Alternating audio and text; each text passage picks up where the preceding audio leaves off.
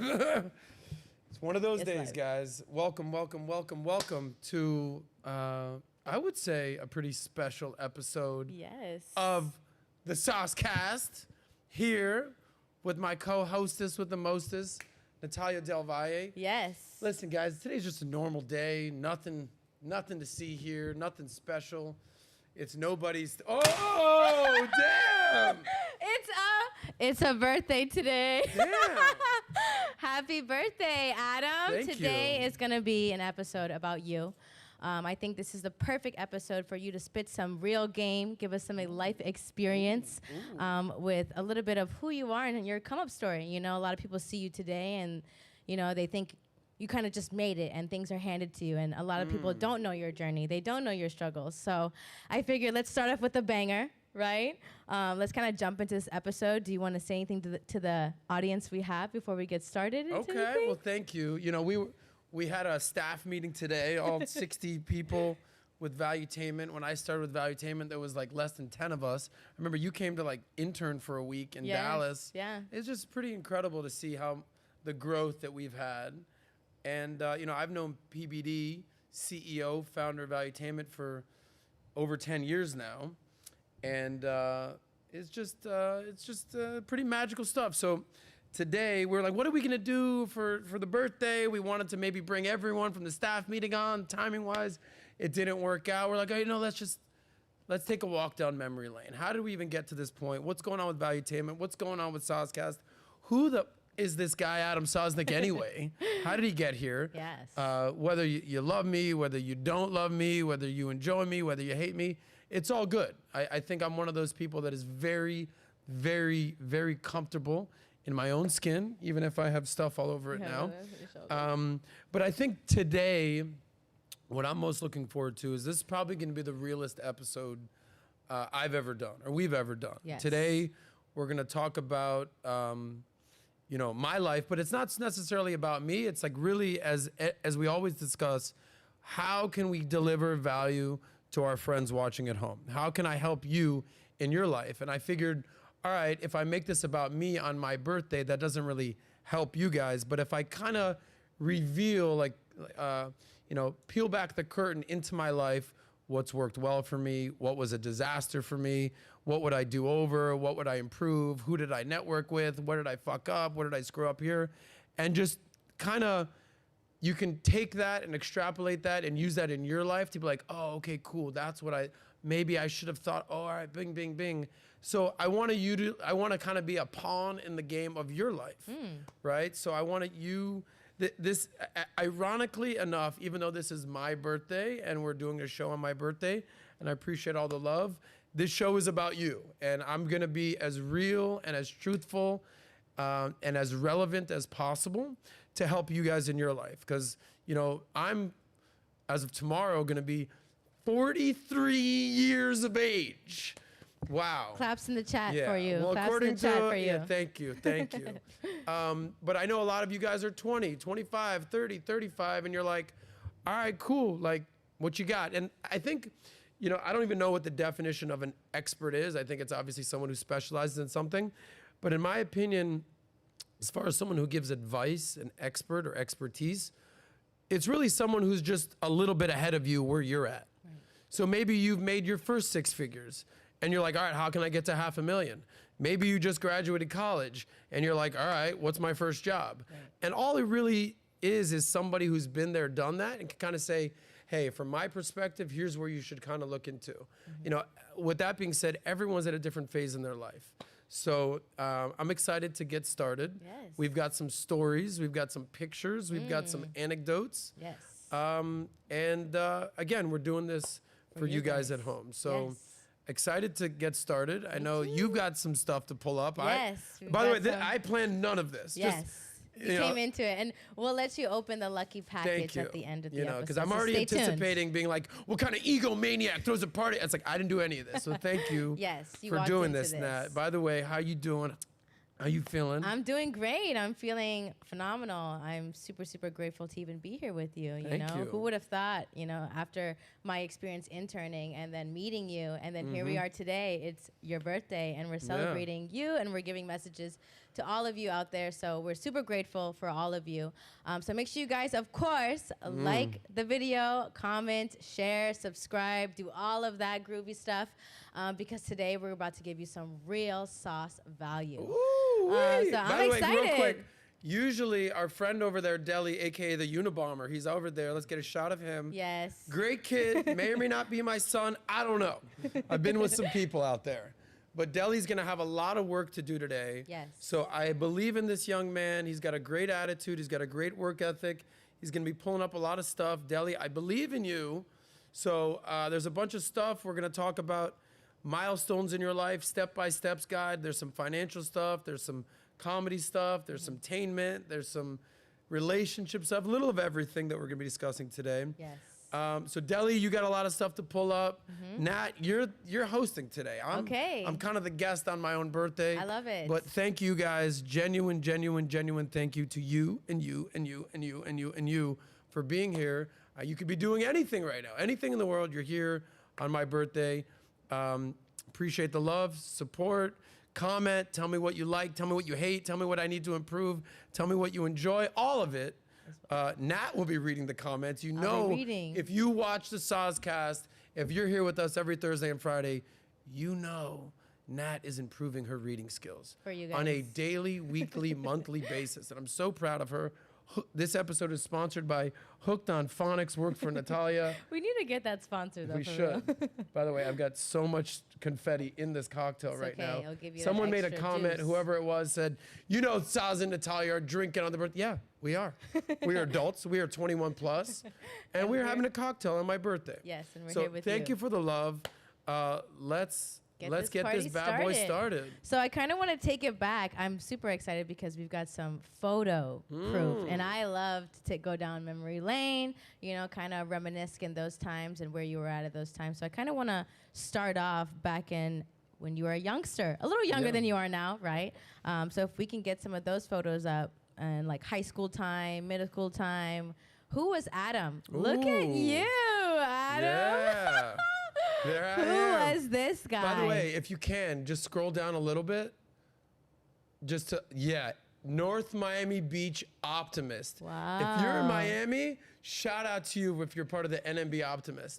So in that picture, I was probably like, I don't know, 10, 12 years old, and sports was my life. I played basketball, I played football, I played baseball, and your favorite was? I was best at basketball. I played college football, which we'll discuss, but obviously I was playing baseball there. Yeah. And I just think that, like, everyone, I always say this to this day, like, I don't really have any hobbies. I just hang out with my boys and party and all that. But sports was a major thing in my life. And it was, you talk about work ethic, you talk about dedication, you talk about camaraderie, you talk about teamwork, you talk about getting along with people, you're talking about how to manage expectations. Hey, I thought I'd be this, but I turned out I was this.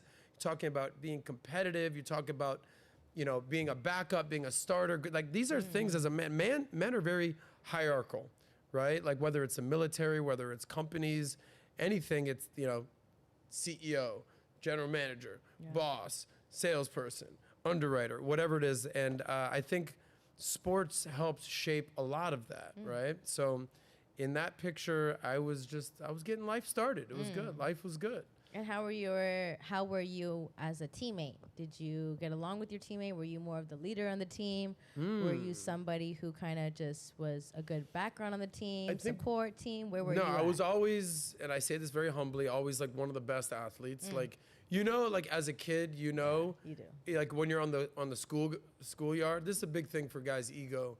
And it's like, all right, we're playing football. All right, first pick, I got Sosnick. It's like, you know it, dog. If you're ever like last pick, you're like, okay, maybe this is it for me. So I was always kind of that, and I was always a very good teammate. Much like this, I think why Pat and I get along so well. He wasn't a sports guy. He's very open about that, but he was a military guy. And whether you're in sports, military, you guys know this. There's something very unique about just like the teammates, the brotherhood, the homies, just the camaraderie, the jokey, the oh, you motherfucker, like all that.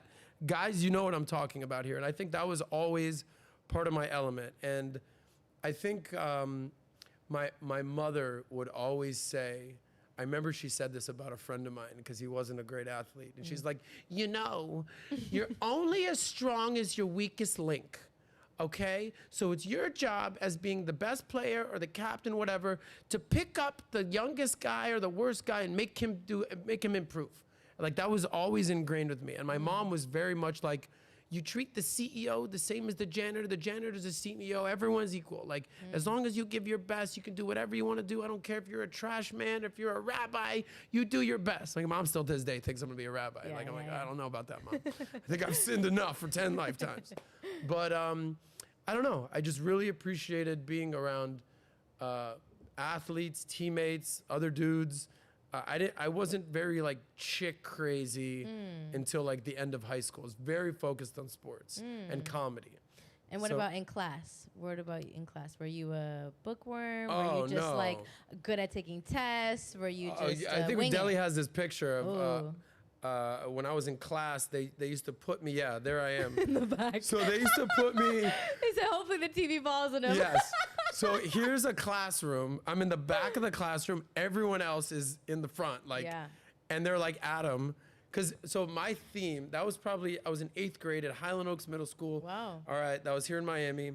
And comedy was, it's very unique. Like, to be like that focused on sports, I was always like just very good at sports. I got a scholarship to a elite private high school in Miami for basketball, for football, but I loved making people laugh. That was like always my thing. Like my theme of my bar mitzvah was stand-up comedy. Wow. Yeah, it was actually funny. My mom made it was like a mug. It was like, I cracked up at Adam's bar mitzvah, right? That is so And cute. I remember in 2nd grade, they're like, what do you want to be when you grow up? I'm like, stand-up comedian. And like at the time, this is gonna kind of date myself. This is in the early 90s. The biggest comedians in the world were Billy Crystal, Robin Williams, and Whoopi Goldberg. Oh, wow. They were massive, and they used to do this thing called comic relief. They were like, just like, it was all about philanthropy and donating, feeding the homeless. And I used to watch In Living Color, Martin, Jamie Foxx, Def Comedy Jam, even Seinfeld. Like, comedy was my life. And on this mug for my bar mitzvah, I was like, this is who I want. I want it to be me, Billy Crystal, Robin Williams, Whoopi Goldberg, my mug. I cracked up at Adam's bar mitzvah. There was like a crack in the mug. And I tell this to my mom. And I get the mug. She's like, here's your mug for it. There's 100 of them for my bar mitzvah. Yeah. And I look on the mug, and there it is. It's me. It's Billy Crystal. It's Robin Williams. And it's Bette Midler. What? I said, Ma, where the hell is Whoopi Goldberg? She's like, I'm a Bette Midler fan. I said, what the fuck does that mean? She's like, you've never seen Beaches? I'm like, what does that have to do? She's like, I like Bette Midler, and so Whoopi Goldberg, I'm sorry, you didn't make my bar mitzvah cup. But back to that picture, I was always joking in class. Deli, pull that picture up. They were like, you can't sit with the rest of the kids. Really? You just can't. You have to sit all by yourself in the back. That's it. You want to tell jokes, crack up, you want to say some stupid shit, like, we're going to know it's from you because it came from the way back of the room. I'll never forget that class. It was all by myself. By the way, just so you know, I don't think I can get in trouble at this point. Keep that picture there, Del. Very easy to cheat in the back of the room. Why? You keep little notes over there on the desk, little crypt notes, whatever. Not saying I did cheat in 8th grade English class, but let's just say I somehow aced every test. So being in the back of the room did have its benefits. But yeah, they made me sit in the back of the room because I was just the class clown to the fullest. Like, you see how Vinny is around the office these days? Yes, And that's a that's you. 44-year-old grown man. Vinny, shout out to you, Vinny, my brother. That was me, but I was 14. So yeah. And with you being so funny, the ladies didn't find that attractive? No, How were the they ladies? found it Okay, attractive. I mean, let's okay. not go there, man. Okay, I'm just asking. All my funny friends out there, you know what it is. Yeah. We talk about, 3 elements of a man, right? Like the 3, the provider, the protector being present, or wealth, looks, and game. And when it comes down to game is very interesting because there's all types of game. As you know, the lady who likes nerdy Sigma dudes. I do. You know, you could be smart, you can be intellectual, you can be charming, you can be funny, you can be comedic, you can be suave, you can be romantic. Women respond to all types of game. I think my game is just like being real. Like, yo, this is who I am. What's up? How you doing? What's up? And I think confidence, the underlying factor in all that game, whether you're funny, whether you're quirky, whether you're nerdy, whether you're suave, you're romantic, there's an underlying like, hey, I'm comfortable in my own skin, I'm confident, and this is my game. And some girls might love a funny guy, not so much. Right. Some girls might love a nerdy guy, not so much. So, but if you're just who you are and yourself, you're good. So double down on who you are, don't need to fake it, and just, you're gonna find a girl out there that responds to you. So, I've always used comedy and charm and wit and humor in my life, and I think it started even back then. Since then, nice. And what about you in high school? Oh, Did that travel on to the following years? Did you become a little bit more quiet as the No. crowd got older? Were you a little bit more outgoing? yeah. Like, I don't how know. did that route? So, Let's tell us some in photos. high school, I get this. Okay, there I am. Oh my I God, got that looks like it. I can see it. There it is. Now I'm seeing your face No, coming. I Now I'm seeing your face I coming. got a athletic scholarship to a school called Miami Country Day here in Miami. I was a public school kid, K through 10, and then 10th grade I transferred over to this private school. But go back to that picture. In business now, they say no matter what business you're in, law, medicine, production, editing, graphic design, media, anything, sales, anything you're in the people business. Right. If you don't get along with people, the success is going to be very hard to do. People like doing business with people they like. I say this all the time. I'm not a materialistic person. I'm not a consumer. There's things that that I just don't need these types of things. What I collect are friends. I was talking with a girl yesterday. She's like, I'm not friends with my friends from elementary school, middle school, high school. Like, that's it. She's like, why are you always talking about all your friends from high school? I'm like, I'm still best friends with every kid from like my life. That's my DNA. And it works for some people. It doesn't work for others. But that's always been my thing. So if you go back to that picture, though. Are you friends with anyone still from this? Oh, yeah, for sure. My best friend, Adrian, you think know I see him. him. I You see see him. him He's in the the brown back. dude. The back Okay, top. I'm still friends with a lot of people. That's George Schechter, Mark Comicoach, Matt Cohen. You got Mikey Courtney. He's a scarecrow. Moises, he's become a rabbi. There's my friend Marco right behind me. DJ, massive DJ. Colleen, Lee, shout out. Millionaire in New York. Laura, Kate. Elon, like, yeah, these Wow, are you built some real bonds. these are my people. Yeah. Like, so I respect these kids, and this is a great school. But I was always class clown, making people laugh. And if you've ever transferred schools, okay, so I did. I came in, I didn't know nobody, I didn't know nothing. I'm playing sports. You have one of two options. You be quiet. I don't know anybody. I'm kind of new here. You kind of become a wallflower, or you say, you know what? I'm gonna be who I am. I'm gonna attract my tribe. What was it? Jamie said that like your vibe attracts your tribe. What was it? I think so. Maybe it was Amber. And I just attracted my tribe, and I'm a people person. That's it. And then my aunt, who killed it in real estate, and I didn't know what I wanted to do in my life, and I will talk about business. She said, as a Jewish kid, that it's kind of like. They preach education, they preach success, they preach work ethic, they preach being a good person. She said, if you're not going to be a lawyer, I said, I don't want to read all these lawyers. I was like, no. If you're not going to be a doctor, I'm like, I don't mess with this blood stuff. Yeah. That ain't for me. You're not going to be an engineer. I'm like, I'm the least technical person in the world. She's like, you got to get into sales. You got to learn how to sell.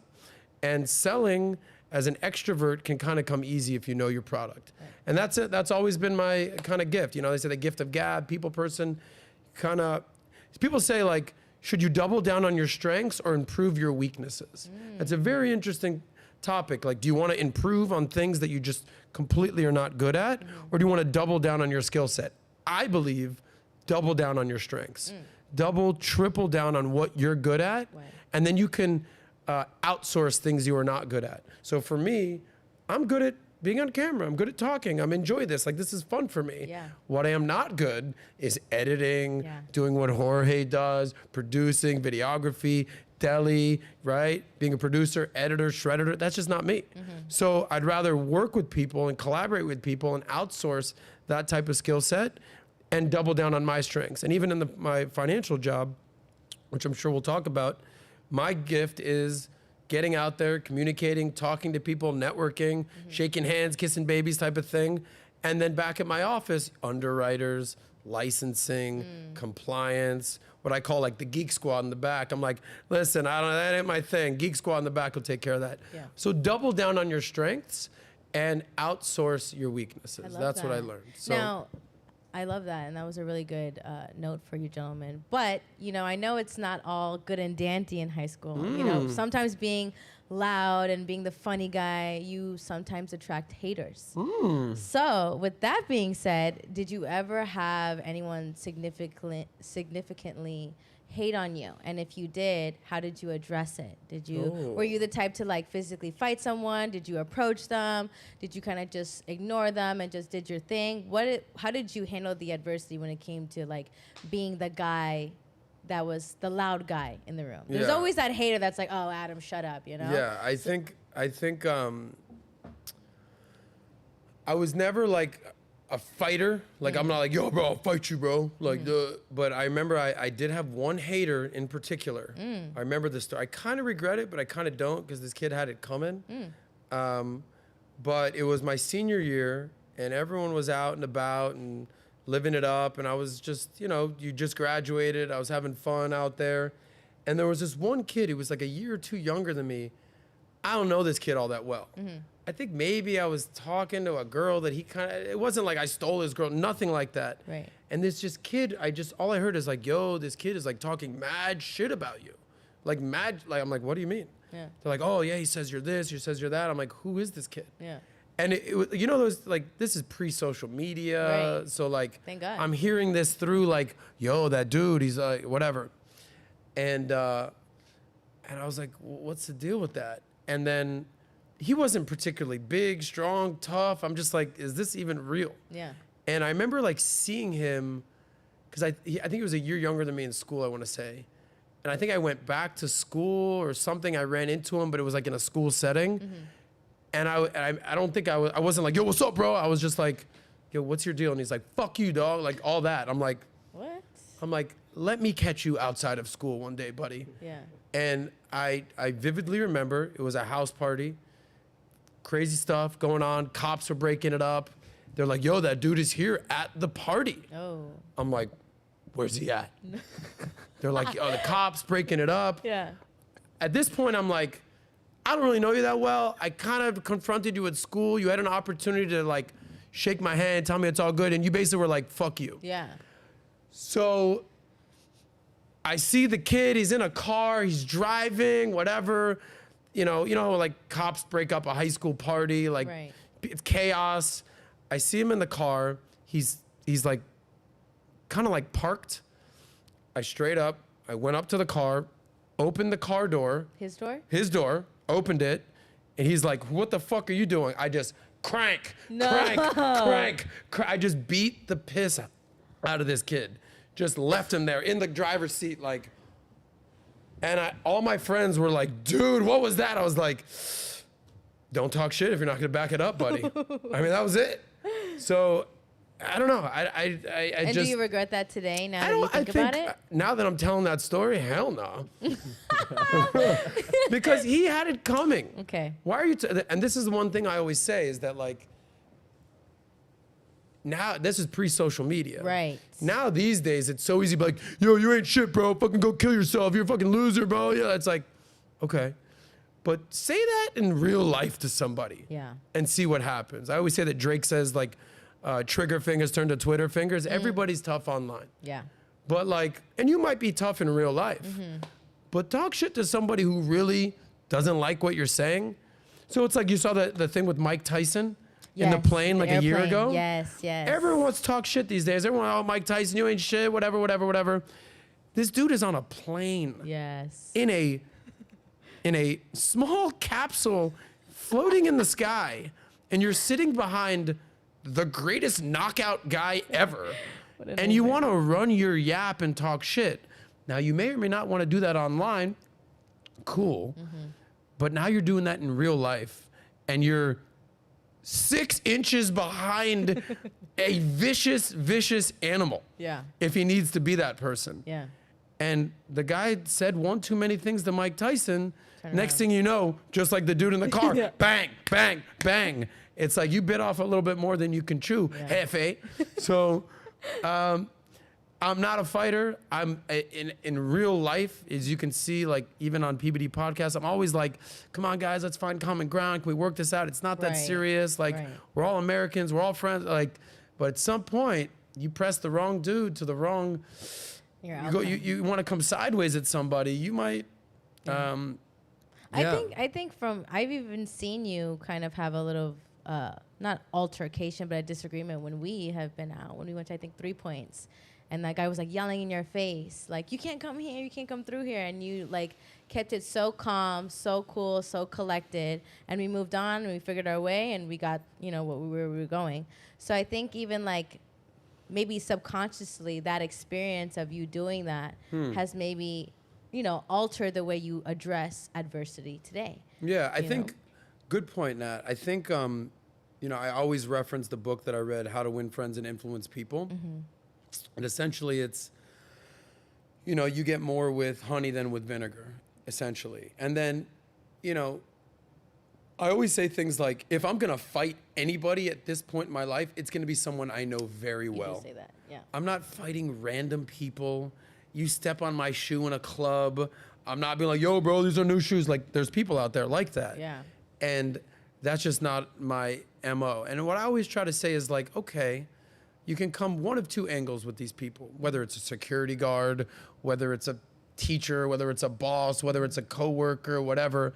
It's like, for a second, I know it's hard, just put yourself in their shoes. And in that particular instance, he's like, hey man, this is an exit only, you can't come through. I'm thinking, all right, is this worth arguing with this guy over the exit? It's like, I could just take a walk around. Yeah. And I put myself in his shoes. This is his job. Right. I'm not gonna fight this guy over some random bullshit. I said, you got it, buddy. And I just walked around. Yeah. And what did I do? We just walked in the other entrance and lived our life. Yeah.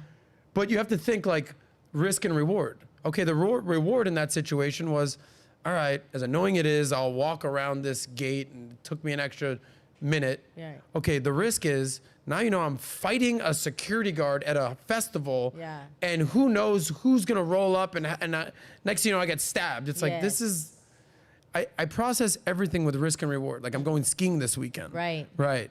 And I'm thinking, I haven't skied in 10 years. I don't see myself being that dude that's like, I'm a skier now. And I go to Aspen every winter. And like, where do you winter? Oh, Aspen, of course. Because I have friends that do that. And I just, it's like, what's the risk? Or what's the reward? I have a nice time on the mountain and I get a good photo. What's the risk? A fucking broken neck. I'm like, I'm good. I need you, Sas. I'm good. Don't do that. So risk reward it. What other pictures do we have from high school, by the way? Yeah, do we have? Oh, okay. You graduated. I did, All right, yeah. everybody. Despite contrary belief out there, You graduated. I graduated from high school. That's Miami Country Day. Funny thing about this, talk about being a class clown. I get my graduation, clap, clap, clap, clap, clap. Look at the guy next to you. He's like, this freaking guy. He's like, get right? this guy out of this school immediately. Immediately. The headmaster right there. Yeah, I always felt that word to be interesting. He's the headmaster. Okay, player. I love that. I know a girl that we call the headmaster, but she don't teach school, if you know what I'm saying. She don't work at in a high school environment. But I remember taking my diploma. You're done. Like, you graduated. You're out. Yeah. I got out there. I was like, fuck yeah. I did like jumped off the stage, split. Like, whoa, jumped up. You're that guy. I'm out. I'm that dude. And that was it for me. But Nice. I back to the point that I was making about the conversation I was having with the girl yesterday. She's like, why do you always talk about your friends from high school? It's like, because I'm still friends with them till this day. Right. Like, to this day, like, you've come out with me. Hey, what up, Saz? Hey, what up? Like, Years I grew you've up in known Miami. I've lived in Miami. I still hang out in Miami. It's like, I naturally gonna run into friends I know. Right. And, again, but no matter what business you're in, whatever, like relationships and people are the most important things in life. People get so consumed with what kind of car you drive, where you live in, what kind of watch you got, what clothes you got, where you vacationing. It's like, just give me people that I love and I care about and that I genuinely enjoy kicking it with, laughing with, bonding with. That's the best thing in life. Right. The best thing in life. So that's me. I have great memories of all my adolescence. Yeah. And thank you for taking me back to high school, Matt. Well, of course, after high school has to come college, right? So I know we have a few pictures of Sauce when he was more in his college days. And, you know, where were you at this point? So you graduated, right? College. Yeah. I mean, high school. And now you're headed to college. Yeah. So where's your mind at now? You're essentially free. Yeah. Right? So what direction were you kind of looking to go? Scroll in a little bit here. I'm in the way back. Where are you? I'm center. Top. Center top. There I am. Oh my God. Yeah, you see me? Look Yeah. at you, Adam. Wide receiver. My man, these were good dudes here. You got Tommy, he's the quarterback. My boy Joel, Humberto DB, John Garcia fullback, Walsh up there linebacker. He was a tight end. Rob. These were my homies. I did 1 year of college. So here was my story. I liked basketball a lot better. I was really good at basketball. That's actually why I went to this private school. But out of nowhere, senior year of football, I just blew up. Like I led the county in receptions, catches, and I just like out of nowhere went from like a pretty good player to like the MVP. Wow. I don't know. I was always like a 5'9" quick kid, and then senior year I'm 6 foot, 185. I put on some muscle, I put on some mass, and I got a scholarship to college. I played college football, and hated it. Really? It was not where I wanted to be, and What was the I did thing 1 about it? year of college in North Carolina, played football, Greensboro, North Carolina, and it just was like, you go from Miami, Florida, to Greensboro, North Carolina. Yeah. Boy, there's a little bit of difference out here. I'll tell you one funny story. So we go to college. You can bring that picture back up, Deli. So these guys are all Latin guys. There's a bunch of black guys. Scroll in right there, just to my face. I don't know why there's no black guys in this photo, but there were black guys on the team, I promise you. It's a football team, hello. Go back to this guy. Yeah, scroll in on my face. See that guy right there? 35? The only Jew on the team, me. Oh. Talking about me. The only Jew on the team. So I'm the only Jew on the team in Greensboro, North Carolina football team. And in like the third or fourth week of the season, it's the high holidays in Judaism. It's called Rosh Hashanah and Yom Kippur. Okay. So you've heard of Yom Kippur? Shout out to my Jews out there. So on Yom Kippur, I go up to the head coach, Coach Kirby, and I said, and I don't know if you know about Yom Kippur, you have to fast for 24 hours. You can't eat, you can't drink. That's like what Jews do.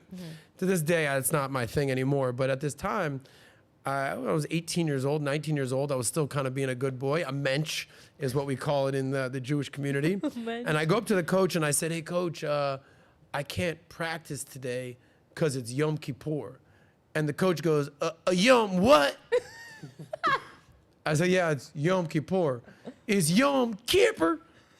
The hell you talking about, boy? Like, if you ever saw Varsity Blues, John Voight's character, like the old man, the old coach, he's been around forever, he's 80 years old. He's like, boy, I've been coaching for 75 years. To my life of me, I've never heard about no Yom Kippur. Boy, get out there, give me a lap, don't talk, don't waste my time. I'm like, yeah, I would love to give you a lap right now.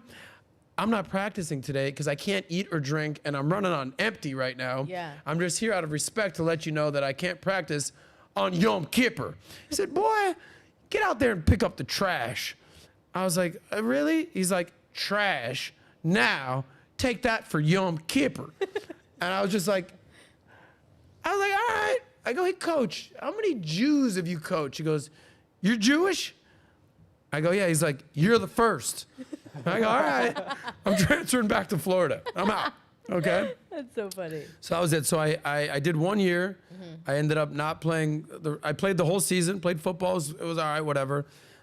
Transferred to Florida State, walked on to the football team. They're like, hey, I got good news and bad news for you. I was like, all right, what's the good news and bad news? The good news is you can be on the practice squad. I said, oh, cool, Florida State football, you know. Yeah. I go, what's the bad news is you're going to get the shit kicked out of you for the next 3-4 years. And maybe by the time you're a senior, you may see the field, Rudy. And I'm like, yeah. And I looked over here to my right. It was just hot chicks, fraternities, keg parties. And I was like, Coach, I'll see you at the keg party, buddy. I'm out. And I don't know. I think Florida State, it was like, if for anyone that's been to like big public colleges, I don't know how it is now. This is freaking 20 years ago. It was like hot chicks, fist fights, and beer. Not necessarily in that order. It's usually like beer, fist fights, hot chicks, right? And in college, there was always two types of guys, from what I remember. It was at the end of the night, there was the dude that was trying to get laid and take home one of the hot chicks. Right. And then the other dudes were just looking for a fist fight. And whether you like it or not, this is kind of like what understanding social dynamics are, interpersonal skills.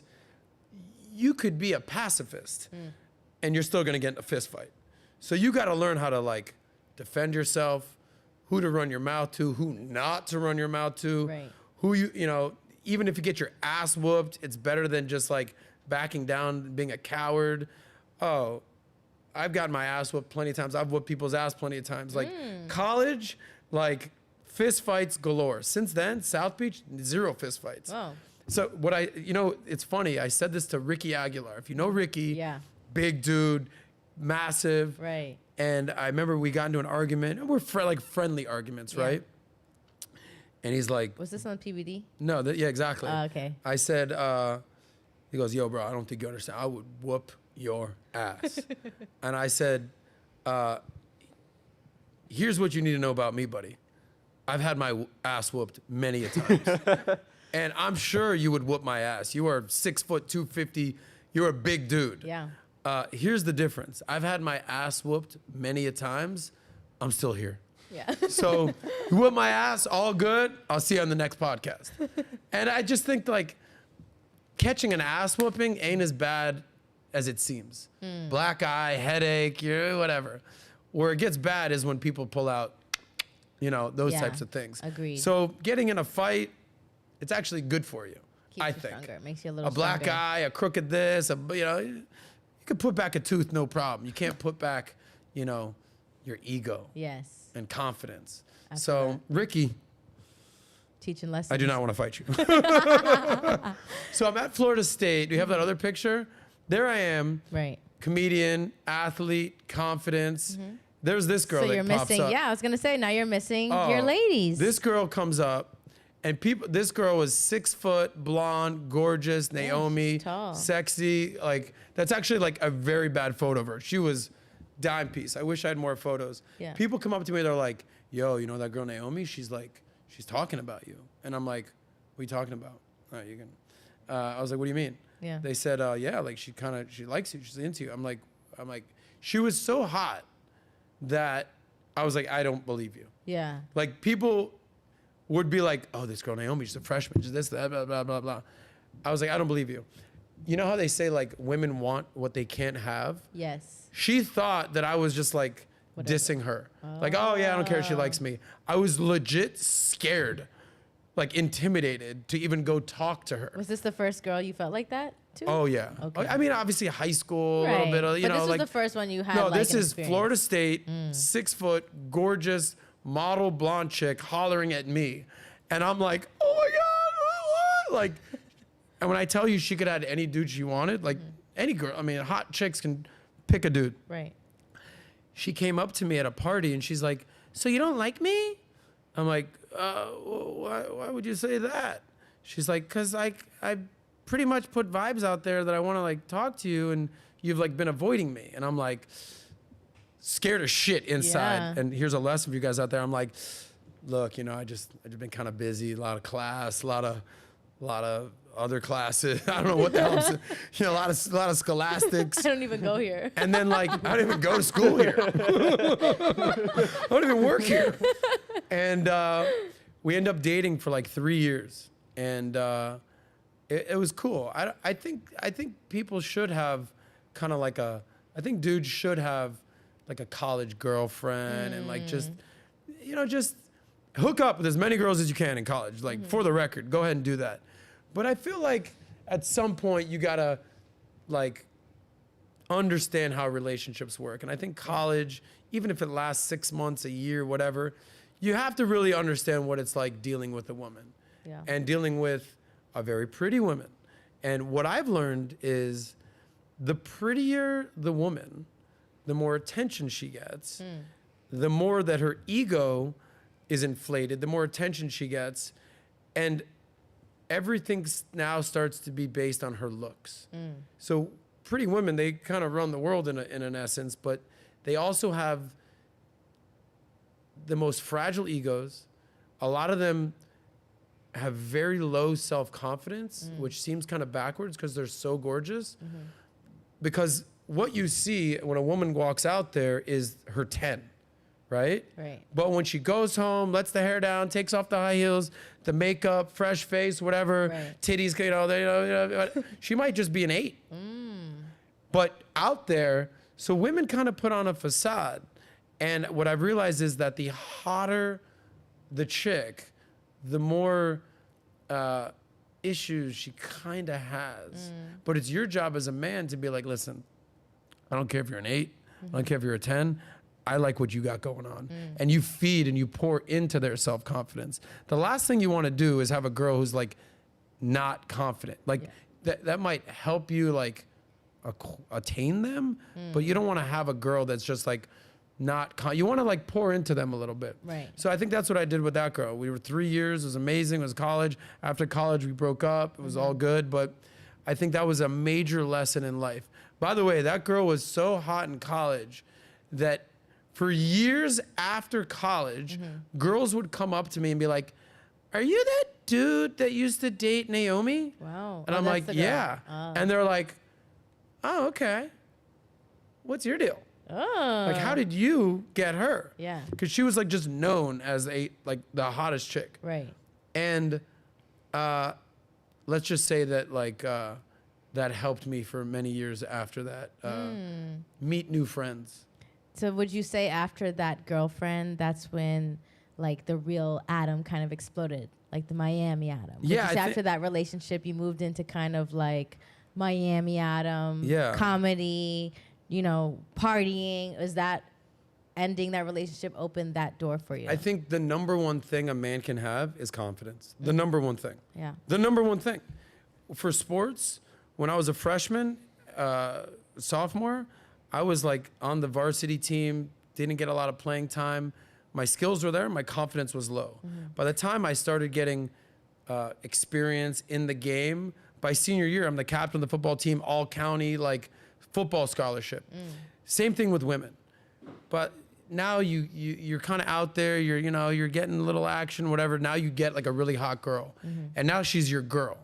And now you're with her. And now it's like, oh shit, like I got some confidence. And confidence translates beyond the football field, beyond dating, beyond business to life. Right. And no, I don't care if you're 5'6", if you're fat, if you're bald, if you're a fucking goofball, if you're funny, if you're savvy, whatever it is. If you have confidence as a dude and you look in the mirror and you like what you see, the world's your oyster. Yeah.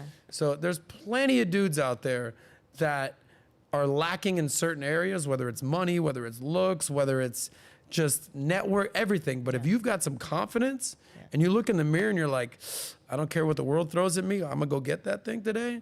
I think confidence is like the underlying factor of why men succeed in life, in business, and with women. Yeah, it's true. A woman can feel a man's insecurity.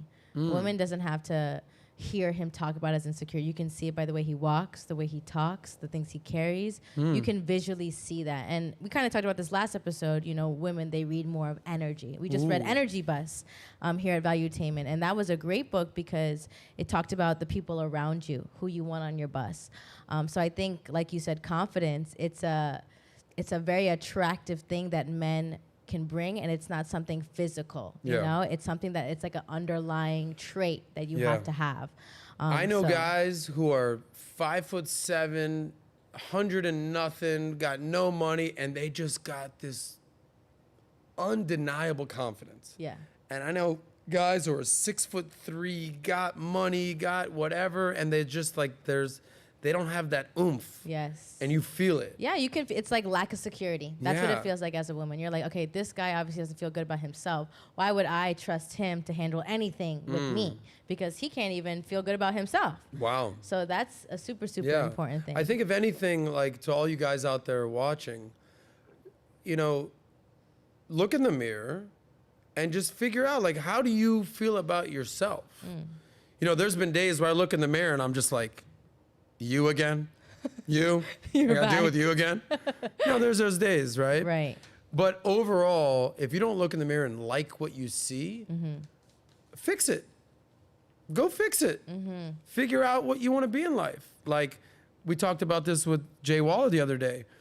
I'm 6 foot, I'm in shape, I've got money, I've got network, I've got confidence, I've got things. But at the same time, I could be 40 pounds heavier. Right. I could be $1 million broker. I could have not as much friends as that. There's a different version of yourself that if you didn't go to outwork, out strategize, out improve, outlast, and just keep things going, there's a worse version of you out there. And if you look in the mirror and you see the worst version of yourself, go improve and become the best version of yourself. Yeah. That's the thing with the dude out there, is that you have the ability to carve your own path in life.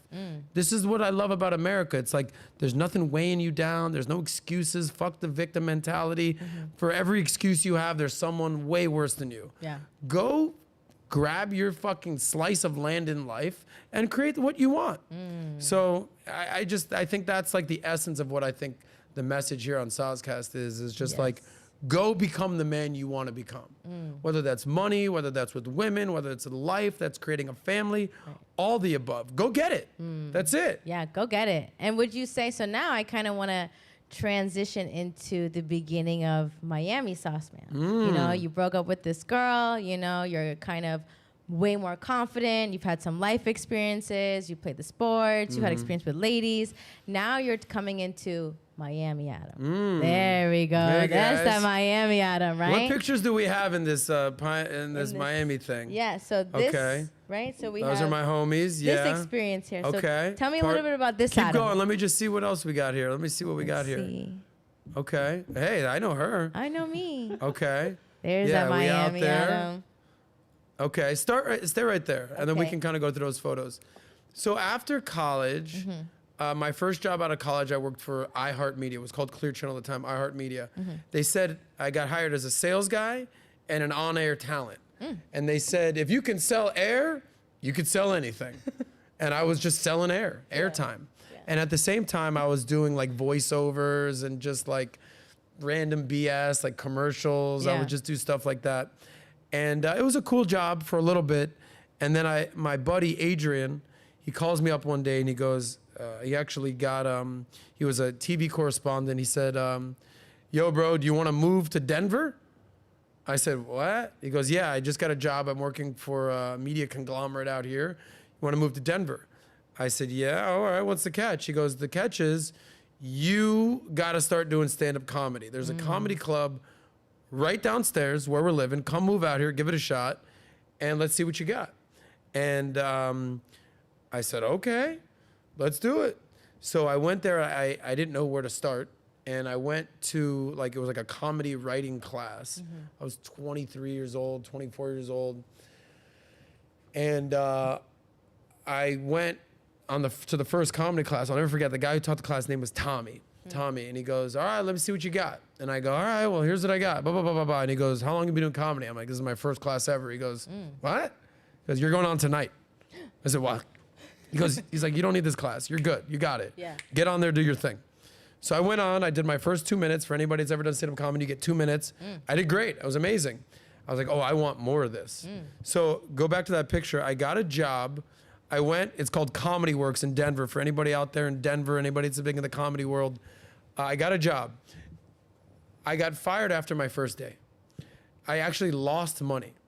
So you have to go buy the uniform.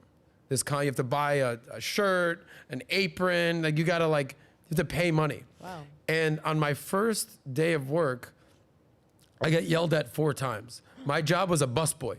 Oh. I'm there cleaning up the thing, and Wanda Sykes was performing. You know, Fluffy Gabriel Iglesias. He's like, I'm not fat, I'm fluffy. Yes. Like, this is all going on there. And I'm like wow. mesmerized. I'm just watching the show. They're like, stop watching the show, buddy.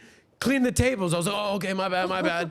And then I would like go hide in the corner. I'd be like, you know, watching the show. They're like, buddy, done with the show. Take out the garbage. Wow. So by the 4th time I got yelled at, they're like, the show was over. They're like, yeah, you're fired.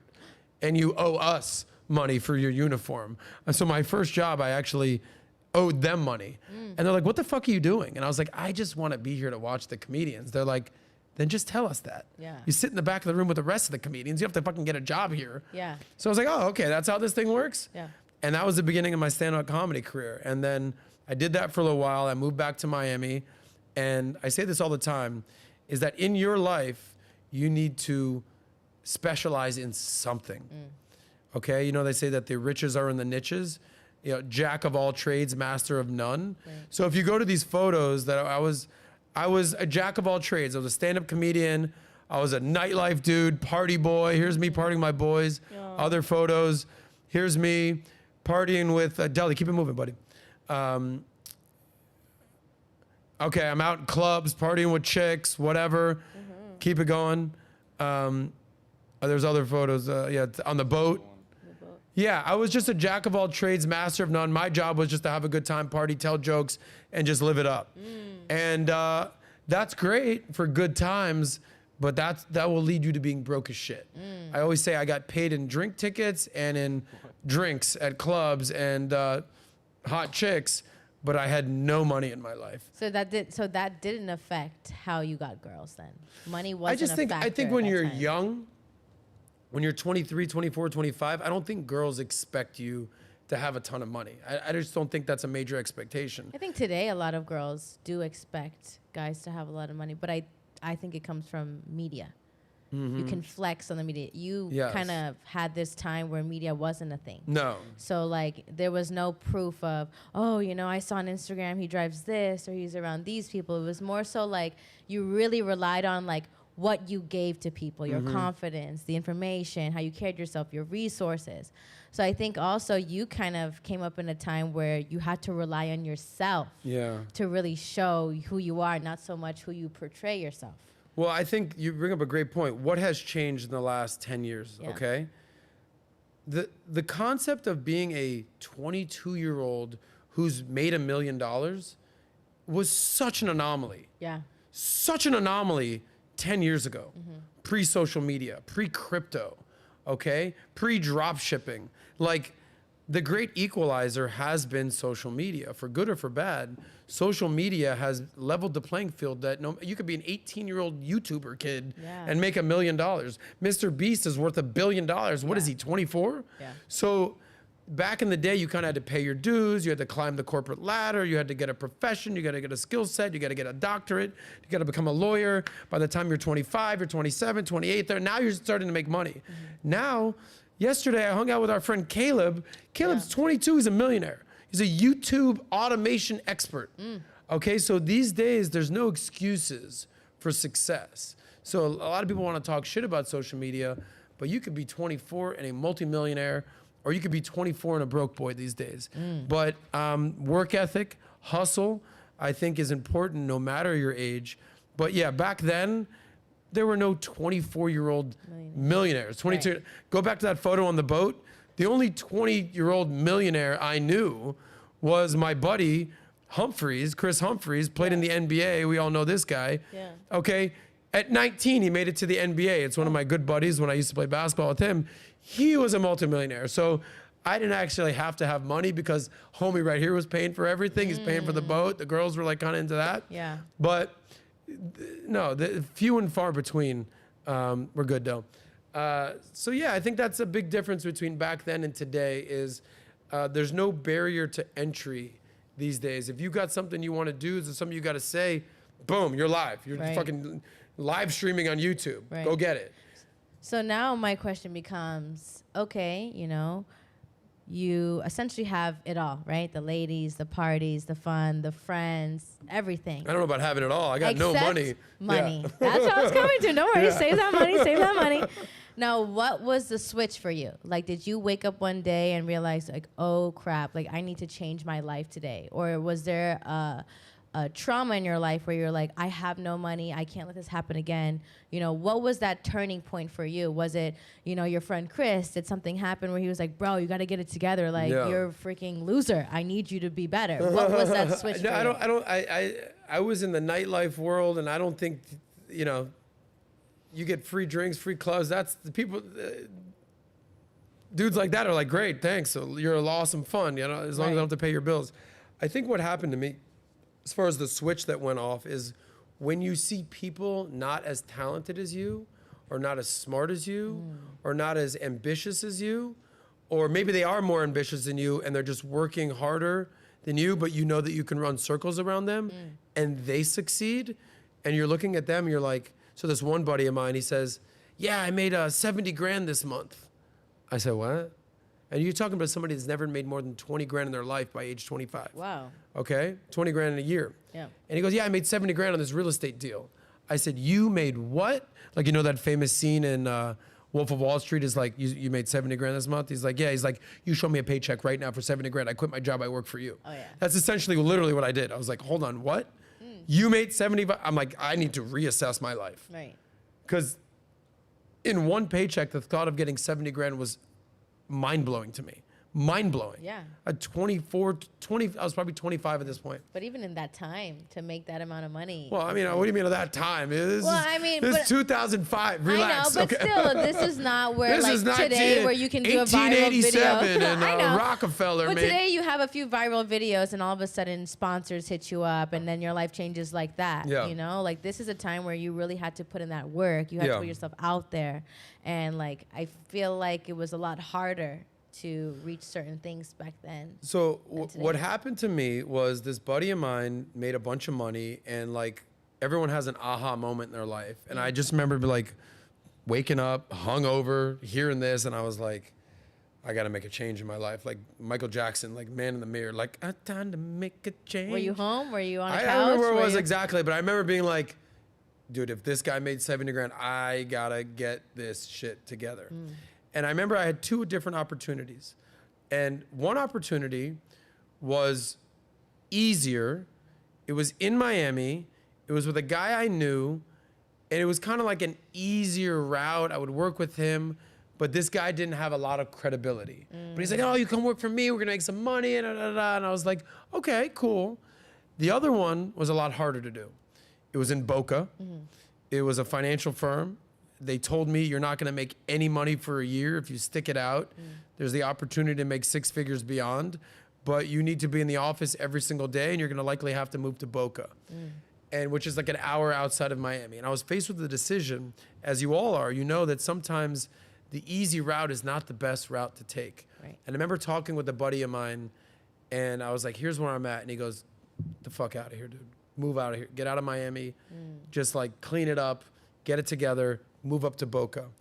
And I'm so happy that I did that, because 17 years later, I'm the VP of sales of a major fund up here in Boca. Wow. That I started off as a cold caller, made no money my first year, 0 money. I think I made 5 grand my first year. My second year, I made 100 grand. And it's been amazing ever since. And you were living where at the time? I was living in Miami, and I had to move up to Boca. But if you were doing the cold calling and you weren't making much, were you still able to pay your bills? Oh no, I was crashing on friends' couches. Wow. A buddy of mine had an apartment with like it was just like a couch in the backyard type of a thing. Wow. I was like, yeah, all right, buckle down, you know. And it was just like it wasn't a glamorous life, but I always say this, like, how does one end up homeless? Yeah. Okay, do you not have friends? Do you not have family? Like, have you exhausted all your options? So luckily for me, it's like if you burnt all your bridges, I don't know what happens. Like, luckily for me, I always, no matter how broke I was, I always had a friend's house to crash on, like an extra bedroom, family there for me.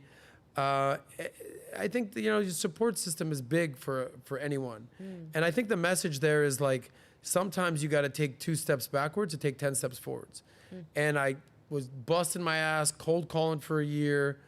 I didn't know shit. I just put in the work, and 12, 18 months later, I made $100,000, first time in my life. And then I was that guy. I talked about doubling down on your skill set. Right. They said, listen, you have 2 options. You're the guy that goes out there and networks and goes to meetings and meets people, or you stay in the office and you grind and you kind of be that guy, internal sales guy. I said, get me out there, buddy. I'm a nightlife guy. I'm an athlete. I'm competitive. I'm a networker. Put me in there, coach. Yeah.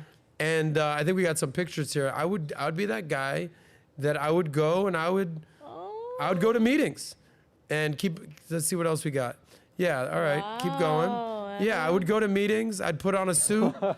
There we go. Look at Suave. Look at Sauce. Okay, I'm probably like 30 years old at this time, I want to say. Yeah, and I'm playing the game. Yeah. I went out there and I was making something for myself, and I became an expert. You can get out of there. I became an expert at what I did, and 17 years later, I'm still around that. So I'll tell you a story because there was that picture right there. So it's 2008. 2006, 2007, I made $5,000 in a month. No, year. Oh, like a broke year. boy. 2008. I've never. I was like, I don't know that Sauce guy. In a year. No money. I was like, a month. No money. I am struggling to get by. Yeah. And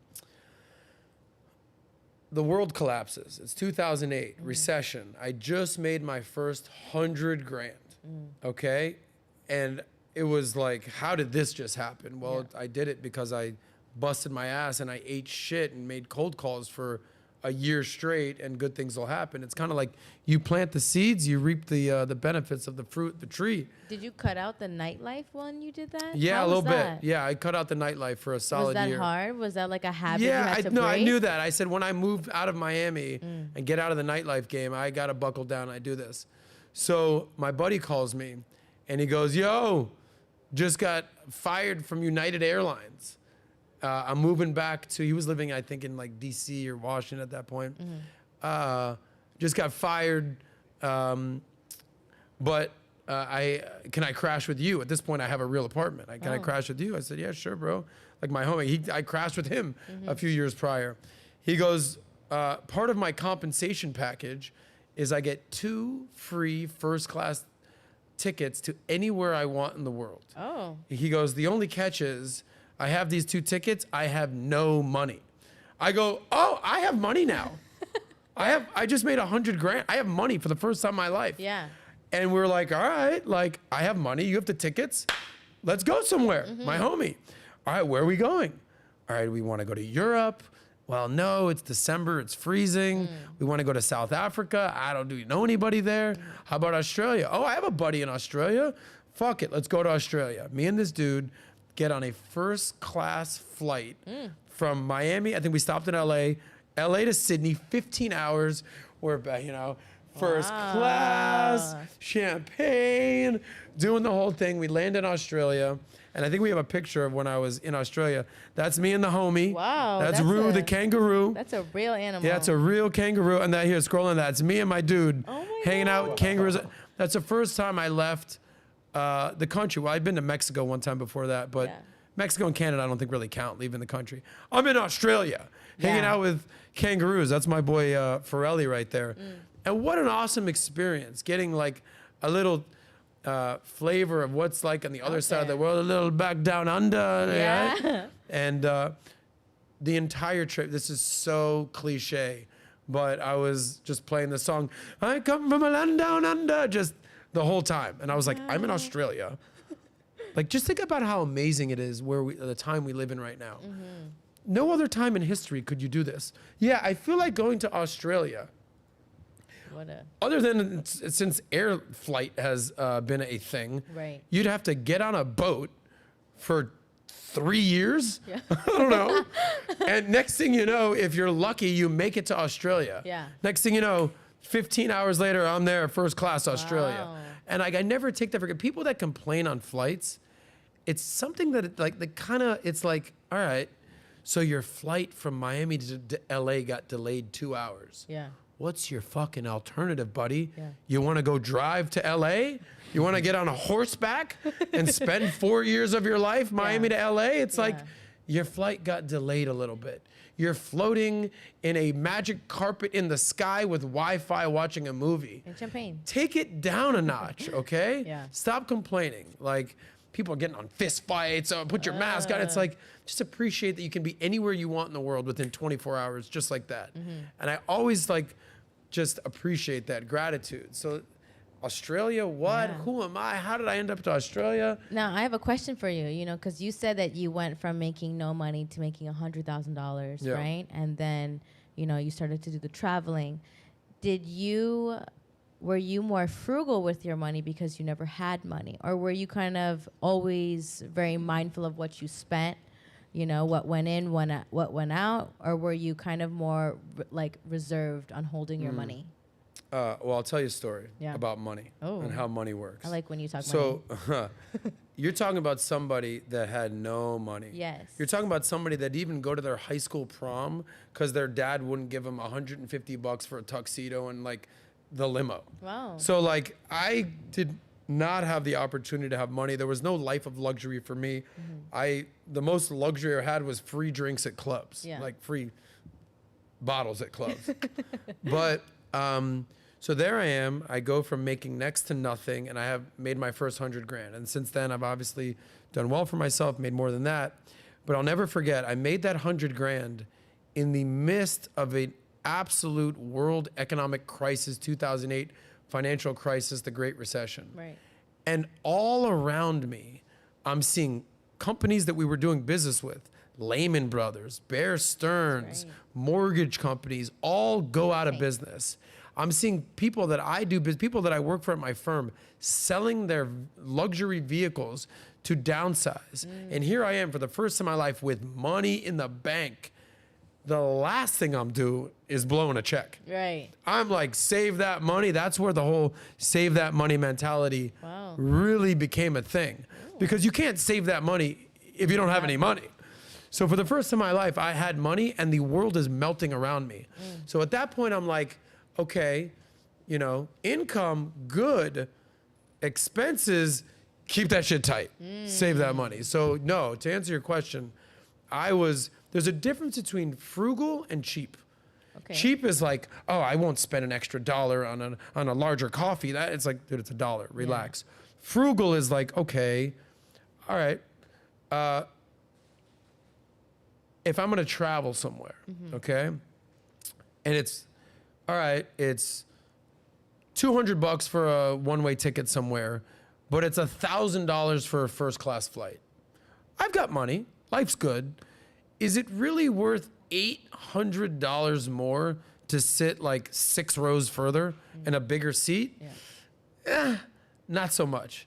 So frugal is you're smart with your money. You know where to spend it. You know where not to spend it, even if you have it.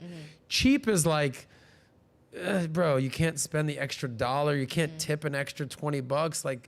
Cheap's not a good look for somebody. Frugal just means you're kind of savvy with your money and you can allocate it into places that will get better returns for you. And that's how I kind of process money, is that frugal's fine. Cheap is not a good look for a dude. Well, now that kind of leads me into my next question before we move on to the next phase of your life.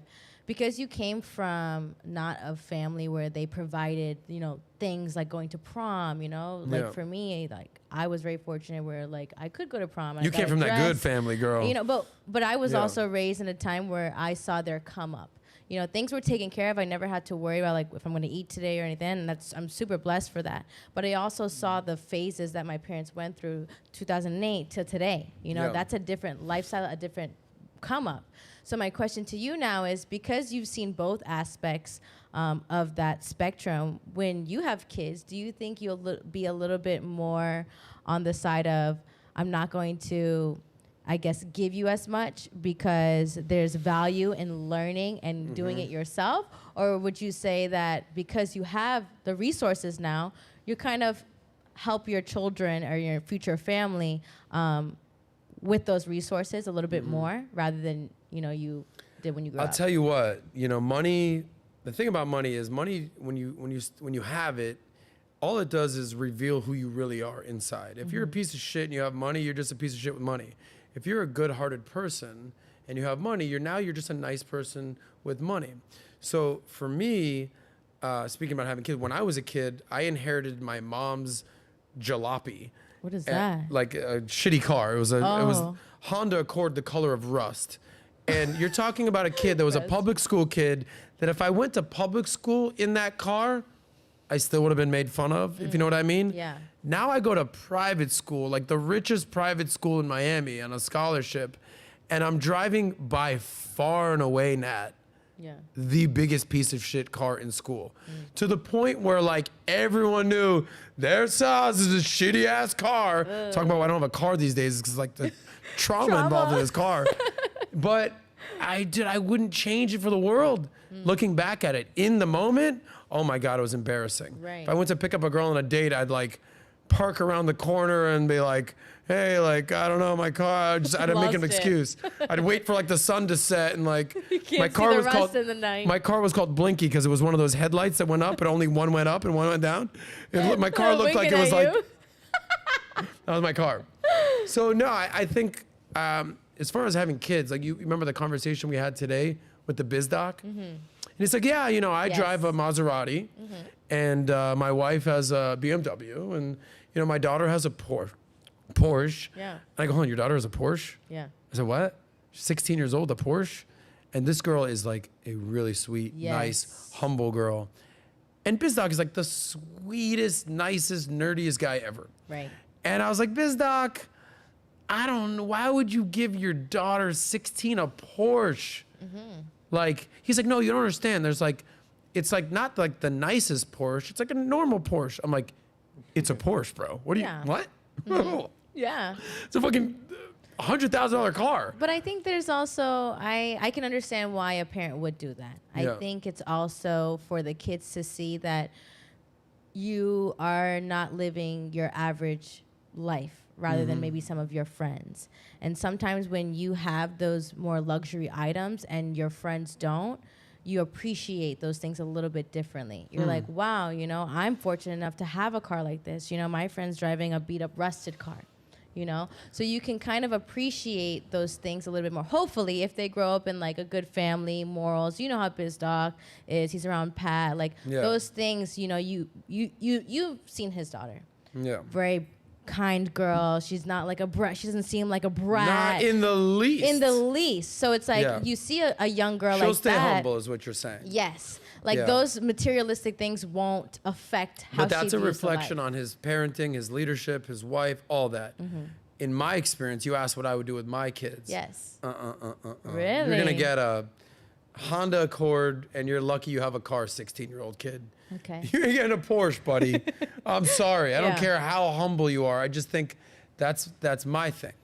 Okay, every like if you ever talk to like an old guy back in my day, but do you think if I you had to walk backwards in the snow with one foot, and I was like, what? Eye. Like, why are you walking backwards? It's like, oh, it was so tough. So it's like, it's kind of like when someone catches a fish. It was like it was this big, then it was this big, then it was this big.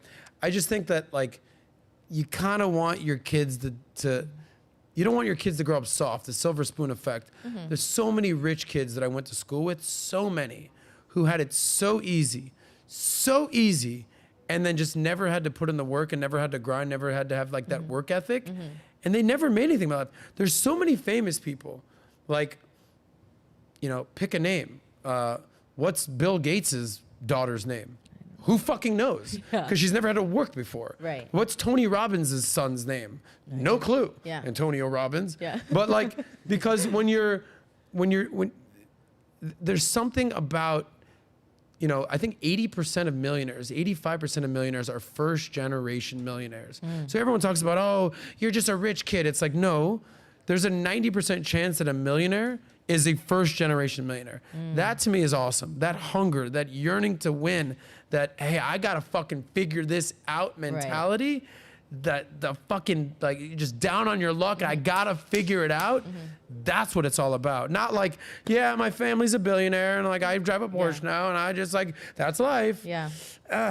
Maybe for a girl. I was gonna say, if you had maybe for a girl, a daughter, but your son, get to work, homie. There you go. That's what I was gonna catch you on. Lunch pail, hard hat, get to work. Okay.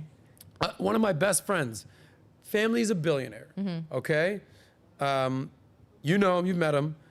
Family's a billionaire. They're in the hotel business. He is a hotelier, which is like the fanciest word for like real estate conglomerate. Like, and when he was 15, he was the dude sweeping the front of the hotel. At 16, he was working a front desk. 17 is the bellboy. In college, he's delivering, food delivery to the rooms, room service. And like he worked his ass off knowing every aspect of the hotel before they were like, here's your first hotel. By the way, it's a small little hotel. Prove yourself here. Best of luck.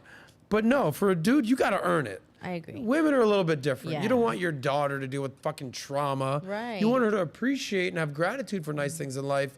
But And even the way set a that men standard. treat their sons is a little bit different than how they should treat their daughters. That's my perspective. 1,000%. 1,000%. But I do want to move on to the next phase of your life, or should we read some chats? Should I read some chats? Yeah, let's do some super chats. Let's read some chats because I know we got some chats. By the way, thank you guys. Yes. Hopefully you're getting some value of what we're doing here. I know that it seems like we're talking about me, but it's just an anecdotal from my life, the ups, the downs of what you can take away and apply to your life. So I hope you're getting some value here.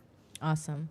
Well, first, thank you. Like Adam said, thank you all for the super chats. I'm going to go through them, and then we'll move on to the next phases of Adam's life so we can get some more value in there.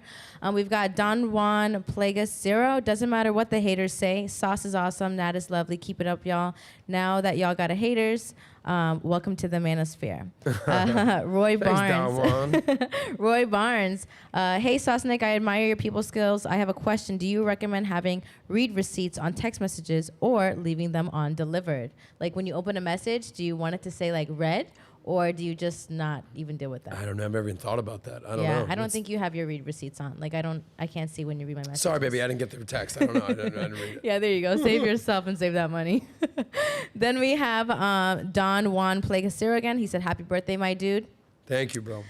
We got El Chino. Shout out to Adam. Appreciate the content. And, of course, shout out to the lovely Natalya. Check out your DMs. I appreciate you.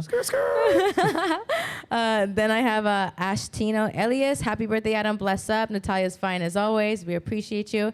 I did see Beaten Cheeks. Ooh, Beaten Cheeks in the chat. Beaten By the way, this weekend, you know what I'm doing. I'm beating up Cheeks.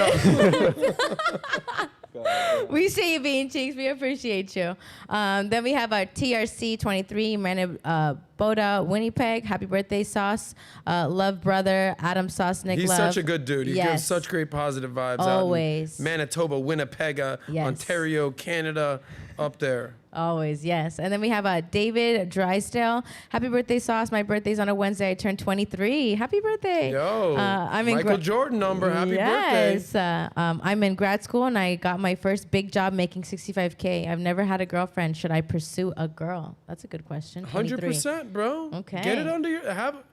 Listen, I don't know if you need a girlfriend per se. Get a girl in your life. Yeah. Girls are great to have in your life. Yes. I'm not saying that you need to get married and like divvy up all your assets. That's a whole nother conversation, which we're going to get into. Right. But women are great to have in your life. Mm-hmm. They teach you lessons that men and other things don't. Yeah. If there's one thing that I don't stand for is hating on women. Yeah, me neither. That's not my thing. Yeah. I appreciate women.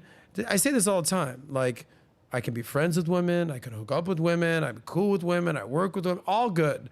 That doesn't mean I'm spending the rest of my life with that woman. So, like, be careful who you choose as your wife and as the mother of your children. Other than that, like, treat women with respect. Yes. Then we have another one by Don Juan Plagasiro.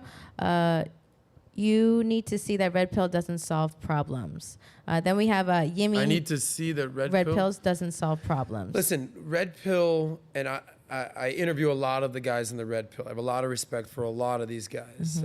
Just know that it is not 100% cure-all. You can't, like, it's not the end all be all. It is awesome. There's a lot of truth in the red pill, and it's great. And I've explored this topic for a full-on year now. Yeah. It's amazing. I have friends in this community, but it is a praxeology, as our friend likes to say. Apply it, use it, understand it, but just know that there's other things in life that you can learn from as well. I love that. Very, very important, gentlemen and ladies. I hope you heard that well.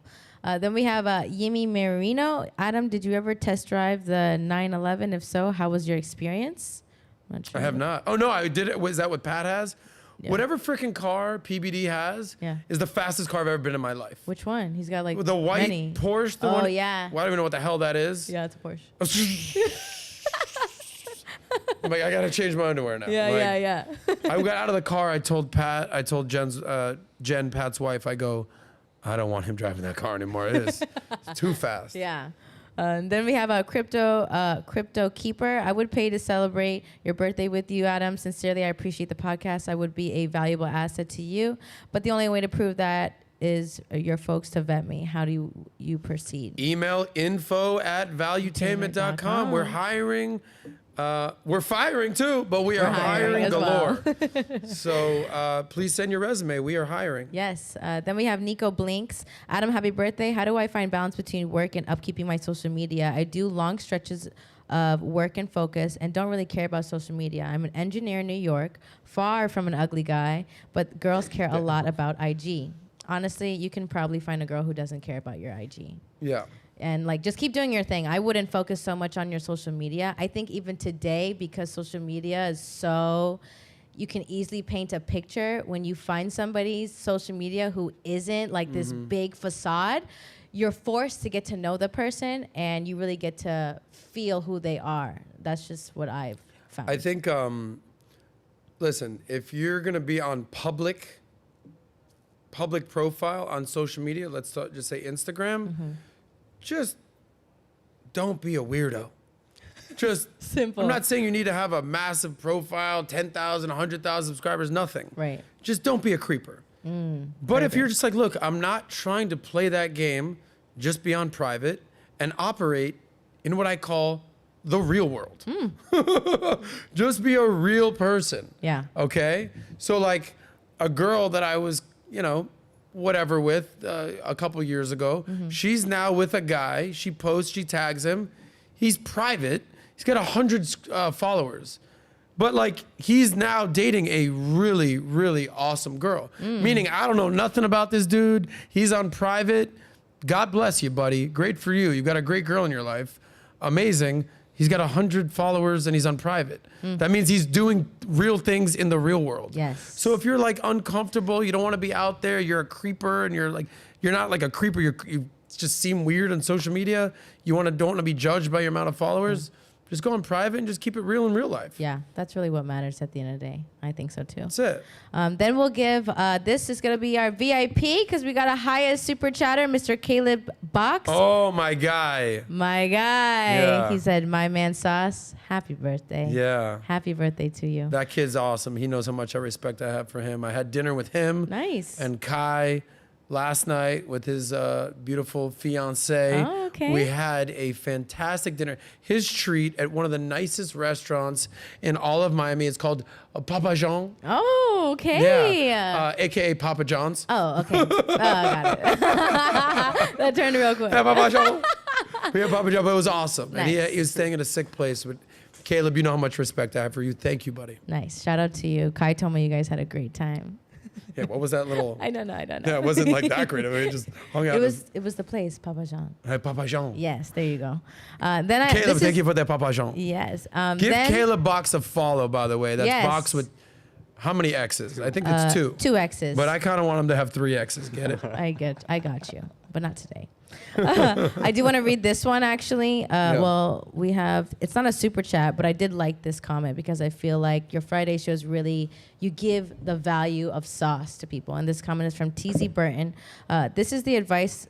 This advice is why I like this show. How to improve everything about yourself. So, I know we go through a lot of different people we interview, and sometimes that comes with haters and so on and so forth. But I think when you're able to give real value to people, that's where you become more important in people's life. Mm-hmm. And my sauce man, I think you give a lot of value to people.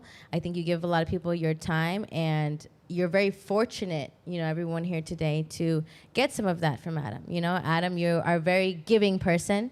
You know, sometimes I think because you can be so giving, you can maybe you take away from the things that you really do give to people, right? You may not look at it as the way as like I look at it from an outside perspective. Thank you, Natalya. So just know there are people who value the things you say, and I am one of them. I'll as well. say this. The greatest thing a man can have is a woman in his corner. That is such an invaluable asset. So for me, my friend Natalya, my co-host, like, respect is earned, not given. And we've been doing this for, you know, a little short of a year now, but I've known you for a few years. But I know for a fact that you got my back and you're in my corner. And we have powwows and we talk. And even if I'm not feeling that, like, I don't know if I'm not, you know, looking in the mirror, not feeling my best that day, you're like, you're the sauce man, you got this, bro. And I'm like, thank you, babe. And now the girl that I'm seeing these days, you know, we're in a phase where it's like, I don't know, you like me, I like you, you kind of, you know, we're kind of doing our thing, all right, whatever. But like, you know, we're talking about red flags, green flags, or whatever. I said, I don't really see a lot of red flags in you. You're great. I go, the one thing that I just need to know is that, like, you respect me and you have my back and you're in my corner. Because if I know that, I'm going to give you the world, girl. Right. Like, bills, lifestyle, house, the whole thing. But if you're not in my corner, have my back, I just can't do that for you. So I think the number one thing a guy can have in his life is a woman, you know, for richer, for poorer, sickness and health, all that stuff, is that's a girl that has his back. It's one thing for your homies to have your back. That's awesome. I have a homies have my back, but women bring a different perspective, a different element in your life. And whether it's a friend, whether it's a coworker, whether it's your girl, whether it's your wife, if she has your back, set sail. Yes, set sail. Yeah. Ooh, I love that. So we finished the chats, and I'm going to read the chats at the end as well. I kind of want to jump into another chapter in your life, you know, when you started in your 30s. Yeah. The 30s, right? So Dirty 30. where was Sauce Man in his 30s? I know we have a few photos of a wedding. And okay. Hold on. Before we get to this, before we get to this. I actually Googled this photo because I wanted to see it myself. So, you know how it's like, you can plan, you know, I say like, man plans, God laughs, or whatever. Yeah. So you can have whatever plan you want in your life, good, bad, ugly, things are going to happen. So I'll never forget. So there I am. I've made some money. I've made a name for myself. I live in Miami. I'm just thinking, all right, I'm 30 now. I'm just going to keep working. I'm going to keep grinding. You know, I'm not broke boy anymore. I've got friends. I've got girls. Life's good. What else does life have in store for me? Right. And it all started one day with a phone call. And my buddy Chris, famous guy, NBA player. He wasn't a celebrity at that point. He was just a normal NBA player. Right. And we used to play basketball together. We'd partying together. Like, I've known him for years. He calls me one day. He's like, yo, I'm going to come to town to Miami with my new girl. You guys know some people in common. Why don't you talk to her and work out some of the details of what we're going to do this weekend? No preface, no here's her name, here's where nothing. Like, okay, so I get this phone call, and she's like, hey, Adam, what's up? I've heard so much about you. And I'm like, hey, what's up? Like, who's this? She's like, it's Kim, silly. I'm like, oh, hey, Kim. Yeah. I was like, what's up? I have no clue who this is. Yeah. Hey, what's up? Well, we're coming down this weekend, and we're going to go to Live, and we're going to go party, and I've got the VIP, and I've got this. And I was like, okay. I'm like, how do you know all these people? Like, because I know these people. She's like, these are like my best friends. What are you talking about? Yeah. And I'm like, Kim who? Yeah. She's like, it's Kim Kardashian, silly. I'm like, silly. What? And I'm like, I recognize this voice. Is this real life? Yeah. I go, thanks, Kim. Can you put Chris back on the phone for a second? Sure thing. See you this weekend. I go, hey, brother, who the fuck are you with right now? And it's almost like he's like, play it cool, buddy. Play it cool. I'm with Kim. I'll see you this weekend. I'm like, is this real life right now? He's like, yeah, I'll see you this weekend. Bang, click. And I'm like, what just like my homie, Yeah. who's not dating any famous chicks, he's dated a random model or two, Right. just called me and he's now dating Kim Kardashian. And fast forward to what probably is the most like wild, random, most interesting year of my life. 1 year it lasted.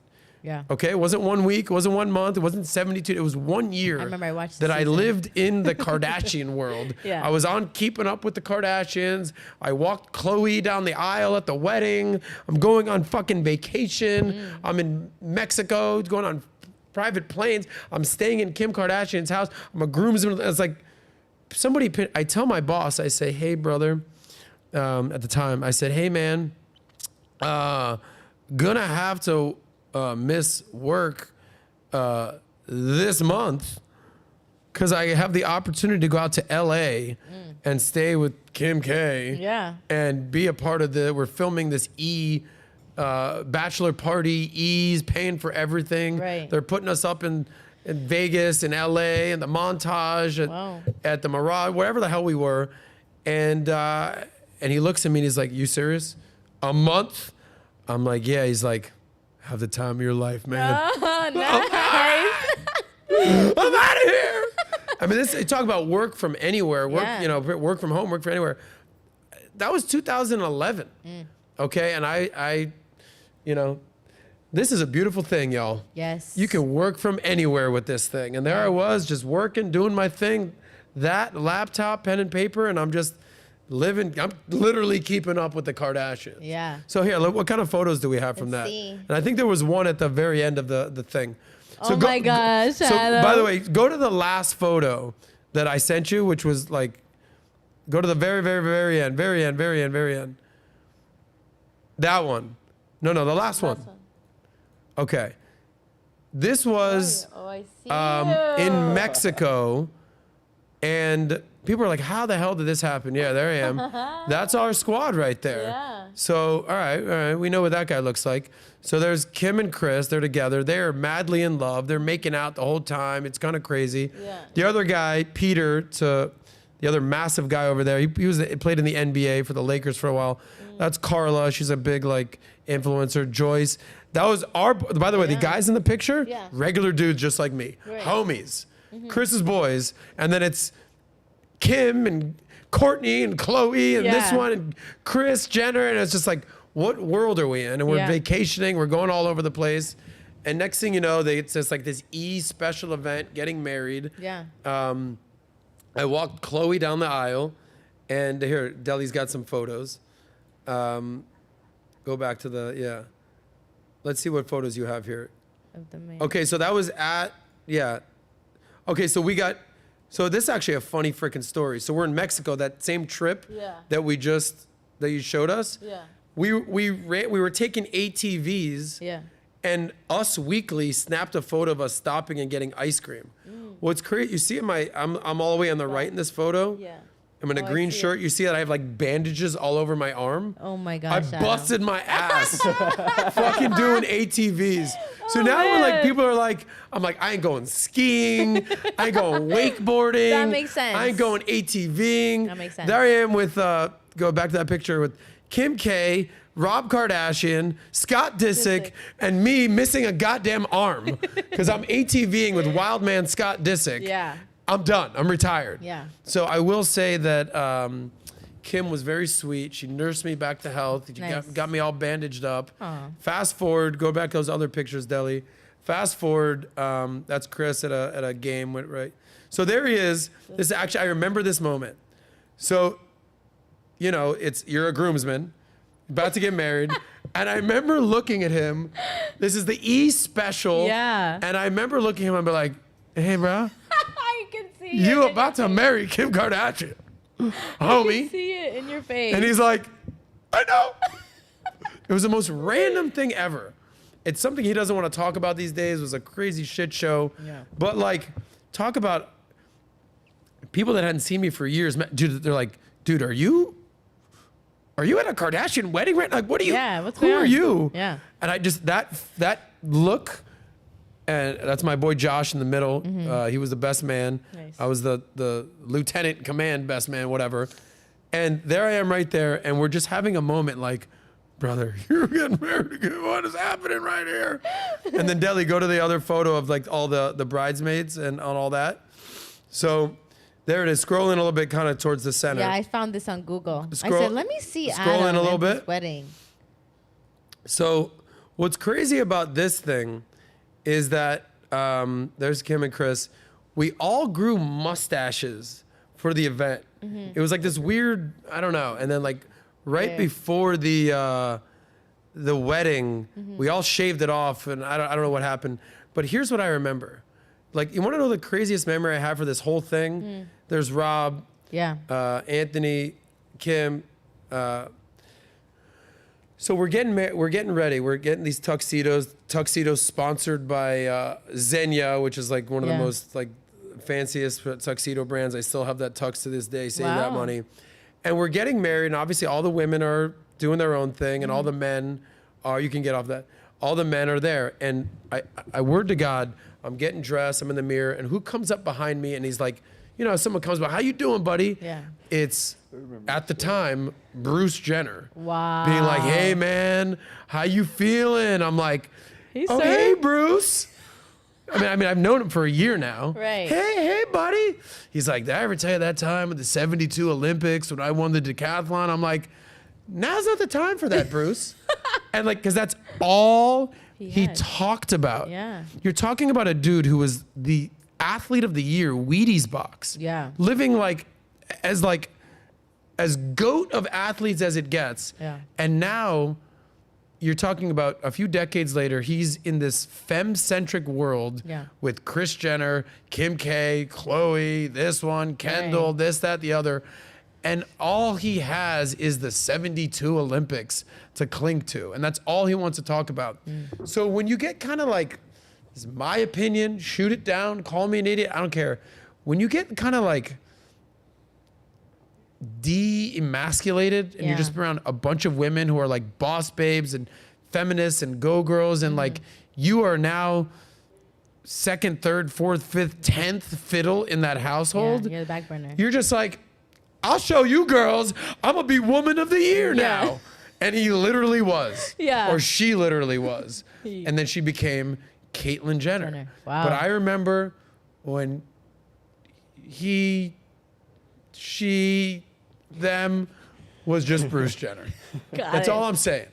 And I remember getting that massage in not a creepy way. I was like, hey, you ready to get to this wedding? Yeah. I was like, you got it, Captain. Yeah. It was like surreal.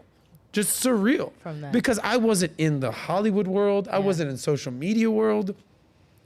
I was in Miami club world. Yeah. So I guess, you know, that gets you some access. But just to end up in a Kardashian wedding with Bruce Jenner massaging me and telling me, hey, buddy, 72 Olympics, you got this, kid. Yeah. I'm thinking, what? Somebody pinch me right now. This is not happening. Okay. So I will say that much like that pretty girl I dated in college, I got I reaped many benefits years later from dating her. Let's just say knowing Kim and being in that world helped for about 10 years after that. Like, there you go. Yeah, so That's thank good. you. That's what's called an ROI out there, buddy. Return on investment. Nice. I invested 1 year of my life into being a Kardashian, and look at me now. Look at you now, Sauce. Celebrating my birthday with Natalya. Now, I do want to, because we do have a few minutes left. Yeah. I kind of want you to share with the Well, we audience. can go to like 6:15-ish. 6:15? Yeah. So I kind of want 6:30 to, maybe at the latest. I want to get your. We should go rapid fire here then. Yeah. Yeah, so I want to get kind of your experience with where Soscast came from and how you met Pat. I think share with the audience kind of that journey with us. You know, you met Pat, or you know what I mean. You were financially successful in areas. You know, I think you were even in a place to meet someone like Pat. Yeah. So if you can share with the audience, how did Soscast start? You know, where did this happen? You know, who So was I'll- PBD to yeah. you? Were you a fan? Did you know Valuetainment? I'll tell you two stories. So yeah, there's Pat. Wow. So yeah, that was I probably love this 2016. photo. Yeah, there it Wow. is. So I'll tell you a story. So I meet Pat 2012. So 11 years ago almost. Wow, I love this. My job was to get out there and network at financial conferences, Yeah. right? Get out there, meet financial types, meet CEOs, meet entrepreneurs, meet investment guys, all that. And, you get put up at very nice hotels to be that guy. Right. And we can remove that though. And, you go to spas, you go to gyms. I said, let me go take advantage of the gym. Yeah. At this resort. I go to the gym. There's 2 people in the gym. It's me and some 6'4" Iranian looking dude. Wow. I said, what's up, man? You working out? Yeah, you? Yeah, all right, cool. You here for the conference? Yeah, me too. Yeah, cool. All right, great. What's your deal? Hey, I'm Patrick Bet-David. I'm Adam Sosnick. Nice to meet you. Yeah. What are you working out today? Well, today's shoulders and buys. I was like, let's get it in. Yeah. So him and I just started working out together. I don't know him. He don't know me. Valuetainment wasn't even started yet. PHP just became a thing. Yeah. And we just bonded. We were homies. I was like, hey, I'll see you at the conference later. We ended up smoking a cigar afterwards. We just kept in touch. And, for you people out there that are doing business, the first time you meet somebody doesn't necessarily mean that's the first time you need to do business with somebody. Right. I actually ended up never really doing business with Pat. Oh. But every year I saw Pat, we just got stronger and the bond got stronger. And the first time I met Pat, he was by himself in a gym. Second time I meet him, he's with the biz doc. Oh. Okay, walking around this conference. Wow. Third time he's with the biz doc and a more, chief compliance officer. So now he's walking around, there's 3, 4. 5 years later, I see Pat and he's surrounded by like a sea of just people in the industry. Not even like Valuetainers fan. These are people in the industry, other financial types who are trying to get a piece of Pat. Hey, I want to talk to you. Yeah. And I remember very vividly, like kind of just like cutting through the clutter and trying to like say what's up to my dude Pat. Yeah. And some guy was like, hey buddy, like not now, wait your turn. I was like, Yeah, the that's how fuck? yeah. I'm like, yo, Pat. And he's, yo, get. And he's like, kind of like waved me in, like, get over here. What's up? How you doing? I was like, what's going on here, dude? He's like, yo, things are good. I was like, so we ended up linking later. And then I was like, let's carve out some time to just like chat for a second. I got to see what the hell's going on here. Right. And that was that photo right there, Del, if you want to pull that up. Wow. And I said, brother, what are you doing? I know about the insurance business stuff that you're doing. What are you doing like with social media? Del, that photo. I'm dressed, buddy. Okay, there it is. Nice. So I said, Aww. I would say at this point, 2016-ish, I'm 36, Pat's 38, he still got the buzz cut. Yeah. And I said, yo, man, I've made some money. Yeah. I've got like, I'm a millionaire. Like, I feel weird telling you that. Yeah. I've worked for 10 years, I've made money, I've saved money. I want to do more. There's more that I want to do. And he had already started Valuetainment, and that was kind of getting off the ground a little bit. Thanks, Del. And he goes, brother, just start filming content. Just get out there. Yeah. And I'm like, yeah, I'm thinking about doing like maybe like a radio, because that's my background. He's like, listen, if I tell you one thing, just listen. Get your pretty boy face on a camera. Don't be behind anything. Yeah. Just start filming shit with you at front of the camera. Hey, how you doing? You're looking good. And I said, you got it. And I just started my show and just started it from there. And he was like a major inspiration just to starting the process. Wow. And I think we have a bunch of photos of me when I just like, luckily for me, I'm out there. Wow, and my whole Adam. show, so my whole show, this is what I dedicated years of my life to. So now we're talking about Soscast. This is where finance meets romance and like dating, relationship intersect, how money works and kind of envelops everything. But at the time, I was just like, I want to help young people, millennials, Gen Z. I want them to understand money and understand that they need to save that money. Right. And I'm like, I'm just going to get out there and start interviewing everybody out there, whether it's like literally homeless people to like billionaires. And I think we've got like some photos. So, all right, the NBA players, Kelly Olynyk, Chris the Birdman, did an interview. Obviously, PBD, Ty Lopez. Ty You can push in on that a little bit. I don't know. There's Jason Stone, Millionaire Mentor. Yeah. Go back to Ty. Ty was actually great. Nice. He was actually really nice. We actually had a great interview. It was awesome. And this is how I started. What else you got out there, Dels? And I just started interviewing anyone and everyone I can get my hands on. There's Dave Portnoy. Oh, wow. Okay, me and Humphreys. I was at the Super Bowl. We were all kicking it. Nice. Okay. Tony Robbins. We were at an event. It wasn't just these people. There was this. I'm sure there's pictures of like random chicks that I'm interviewing. Okay, this is at a festival. I'm asking these girls what they know about money. They're like, "We're here to party and get fucked up." I'm like, "Hey, save that money." Cool. Boom. These girls, they're actually famous influencers. Oh, yes. Olivia and Natalie. Yeah. This is at the model volleyball event that we'll be at in March again. Yes. I'm asking them about money. And I'm getting out there developing my voice, asking a lot of questions. Hey, what do you know about money? What about this? What about that? What do you have to say about this? But I gotta say, it was like I had this idea of what I wanted to do. And it was Pat that was like, go for it. Yeah. And then every year we would check in and it would just keep in touch. Here I am interviewing just cast of characters, random. Literally. So major inspiration was Pat just kind of encouraging me. But here's what I'll say. You know, they say that like your friends, you know who your friends are when you have nothing to provide other than your friendship. Pat and I weren't even doing business together. Yeah. We weren't like homies to that extent. We just liked each other. And I was like, hey, let me get your advice. He's like, you've been nothing but gracious. You've always followed up. You've been a complete gentleman to me. I'm like, Pat, you've always been just like a great person, humble, even though you're successful.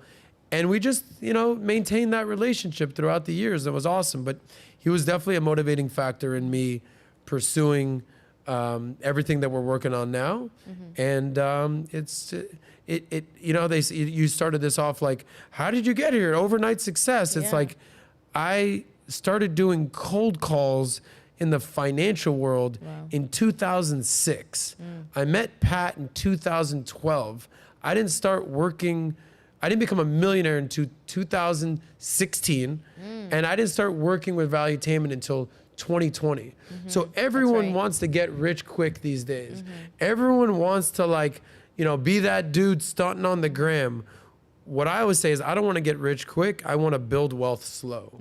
Because if you're 21, you're going to be 25. If you're 25, you're going to be 30. If you're 30, you're going to be 40 one day. And the last thing you want to do is become a billionaire. Next thing you know, you're Sam Bankman-Fried and you're going to jail for the fucking rest of your life. Or you're this person that made $1 million by the time you're 26 off of Dogecoin and you're popping it bottles in a club. Next thing you know, you're a broke boy. So it's like continually like building your wealth over time, slowly but surely. Can we pull up a couple of few graphs about money real quick? Yeah. Then we'll wrap up. We don't need to go over like the No, girls. And but I that do kind of want to stuff. ask you a quick question Yeah. about your experience with Pat. What did you find that was so different in Pat? You know, as you come up and you meet people, you meet mentors and you have people that, you know, kind of inspire you. What was it about Pat that you were like, this is the guy that like I want to follow? Like what was that one quality you're like, this is a good man. This is somebody that's an example. Yeah, I don't know if it's like one quality with Pat. You know, they say like you kind of got to like give sort of like a larger sample size to like what people are doing. And I kind of, because I knew him, I gravitated towards his content, but there were certain people that I just kind of, I don't know, I'm not a Grant Cardone guy. I don't know, Gary Vee, that's not my guy. It's like, all right, I interviewed Ty Lopez, but like, I don't know, he's more like my age. He's not a mentor, you know, like, I don't know, there was just so many qualities about Pat that was like, that gravitated me. Here's what I'll say about Pat. And I say this all the time. I've said this on stage at the Vault. I'll say this loudly and proudly forever. As you see, I know a lot of people out there, NBA guys, celebrities, famous people, influencers, comedians, the whole thing. Everyone has their positives and their negatives, okay? Their pros and their cons. You know, there's rich people that maybe aren't that humble. Or there's funny people that are broke. Or there's NBA athletes that aren't exactly like, you know, great sense of humors, okay? And everyone has like their pros and cons. What I'll say about Pat is like, he's rich, but he's real and humble, okay? He's a man's man, but also like treats women and his daughter with respect. Totally. He's a serious dude from Iran, but he could joke around with the best of them. Like he embodies all the qualities you really want in life. Yeah. He's smart, but also he knows what he's not an expert in. There's so many different things that like people have, but they lack. And what I'll say about Pat is just so well-rounded. And the last thing that I'll say about him is that, you know, you're 20, when I'm 36, I become a millionaire. Oh, wow. I'm a fucking millionaire. Yeah. Okay, I can take the foot off the gas a little bit. I was broke as shit living on couches back in the day. All right, cool. Well, you got 1 million. Yeah. Okay? So you see a guy like Pat who has hundreds of millions. Yeah. Right? I think that's a known thing at this point. Yeah. And he's still working his ass off. Yes. He's still like first one in, last one out. Yes. He just like I say Pat, like sometimes like I believe in the keep it simple, stupid, the KISS methodology. Yeah. And one thing that he draws his graph of like, it's like stairs, right? And you might reach the top of the stair, but there's always another stair to climb, another mountain to climb. Yeah. And like, just because you reach the pinnacle of this, you became a millionaire. What's next? You're just gonna stop there? Oh, you've got 10 million. But I mean, that's it. That's it. You're not going to contribute to society or give back or create a legacy. You're just going to stop. And it's not just money. It's you're helping people, philanthropy, giving back. And just, I think when you recognize somebody is better than you, you just have to say, okay, I will gladly be the Scottie Pippen to your Michael Jordan all day, every day. And I think the problem people have is like, there's that like haterade mentality. Yes. It's like, he's Michael Jordan. I want to beat him. I want to be better than him. And he's not that good. He's not. And I've been guilty of this in my life. I think we all have. Right. But I think that's something that it's not the other person. It's something inside yourself. Like maybe you could have tried harder. Maybe you could have done better. Maybe you could have saved more money. Maybe you could have been cooler. Maybe you could have been nicer. Like there's something about you. Maybe that was an idea you should have thought of. Maybe you had the idea, but you didn't follow through it. You know, Chaz Palminteri's famous quote from Bronx Tale is, the saddest thing in life is wasted talent. Yes. And that resonates with me like crazy. And I think there's no doubt that Pat is a talented dude and he ain't wasting 1 ounce of it. Yeah. So when I see a guy like that work as hard as he is, and he can completely retire at age 44 right now, but he's still grinding, and we're building this amazing media company right here at Valuetainment. And he had this awesome exit from his company, and he's still grinding, and he has this vision. It's like, what am I going to just rest on my laurels and be like, I'm a millionaire and that's it? It's like, no, get to work, baby. Another level, another mountain to climb. So no matter where you're at in life, if you're feeling down, get back up, get to work. If you're up and you're feeling good about yourself, there's somebody richer than you, there's somebody cooler than you, there's somebody better than you. Try to get on their level. So just don't, until you're old, until you're ready to retire and really be done with this, keep grinding. And that's what I've learned from Pat. Wow. That's awesome. I really wanted to know that side of things because, you know, we went through your journey here today and, you know, to see who you even become today and who you're going to be in 5 years, you know, like essentially like we're just getting started, you know, like you're also entering a new phase in your life. And I think it's important to have certain people in your corner. And I think when you have a confident corner, you do things with confidence, you do things a little bit more fearless, and you are ready to attack certain things that you probably would have never done by yourself. So I'm super excited for you and your journey. You know, this is a new phase in your life. Would you want to? No, go okay, ahead, well, I do. We're going to skip over some of those other stories. Yeah, we're going to go over that. We're done with it. But I do want to pull up some of the pictures, the graphs that I sent you, Deli. And then I want you to open your gift. Ooh-wee. Let me just see what we have. Let me just take a look. Take a look of the ones that we have, because there's one that I want to focus on. Not that one. It's just those two. Okay, let's stay on this one. Okay. This is actually great. Can we move maybe make it smaller so people can see this? So, okay, there we go. Okay. So I love that. Can we make it so I can see the top 7 levels of financial freedom? You know, people say, is this a dating show? Is this a money show? What is this show? This, at the end of the day, is both. Okay? But I, you know, as someone who used to work in the nightlife world, that got into finance, but now he's in podcasting, the show is essentially just elements of what I believe in and how you can improve as a man out there. And you know what I always say is, I want to see you get paid, get laid, and do it your way, right? That's money, that's relationships, and that's life, and that's lifestyle. Yeah. But here, let's focus on money for a second here. So here, Deli, if you pull that up, these are 7 levels of financial freedom. I found that. What I want you to do is figure out, we just talked about, just because you're at a certain level, there's another level to get to. Right. All right, so what I want you guys to do at home right now is figure out, and nobody's gonna know other than you. Just be real. Let's go through 1 through 7. It's gonna take 5 minutes. And let's figure out where you're at in life, and then you can look at and see what's next that you can achieve. So number 1, according to the 7 levels of financial freedom, number 1 is clarity. You need to figure out where you are financially and where you want to go. You know how they say, like, you know, in the 12 steps program, if you're an alcoholic or whatever, a drug problem, it's like step 1 is just admitting you have a problem. Right. Okay, just being real with yourself, having some clarity in yourself. Right. If you look at number 1, and you just got to figure out where you're at financially. Okay, are you broke? Yeah. Are you paycheck to paycheck? Are you in debt? Are you living with your mom? Are you living with your dad? Where are you at in life right now? All right, cool. So number 1 is clarity. Number 2, by the way, do we want to go in and out because this is not the screen the whole time? Yeah. I got that. Okay. So number 2, which I need to see, is self-sufficiency. You've moved out of mom and dad's house and you can cover your expenses. So these days, you know, you've heard, like, since COVID, there's this term these days that they've invented this term called boomerang kids. You heard about this? No. So boomerang kids, congratulations, kid. You graduated college. You're in the real world. You got a job. Amazing. There you go. You're paying rent.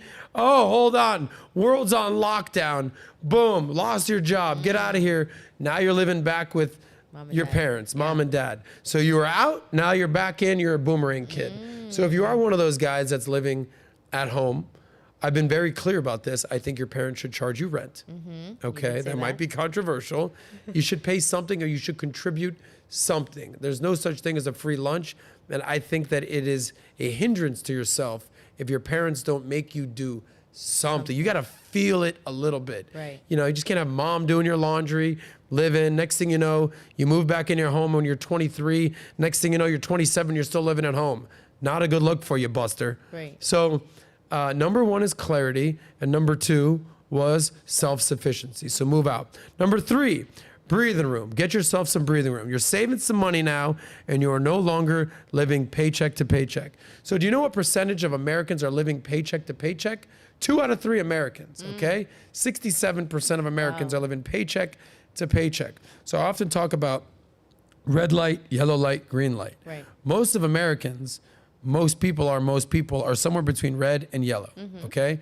Red is you got debt, paycheck to paycheck, you know, you're struggling. Hey, if I lose my job, how much longer can I live without having to get a new job, new paycheck? Correct. Most people, it's like 1 month, 2 months at the most. You're paycheck to paycheck. So the goal is to get out of that paycheck to paycheck world and live year to year, not month to month or week to week. Right. So that's a goal. So that's number 3. Number 4, by the way, you're killing it, Deli.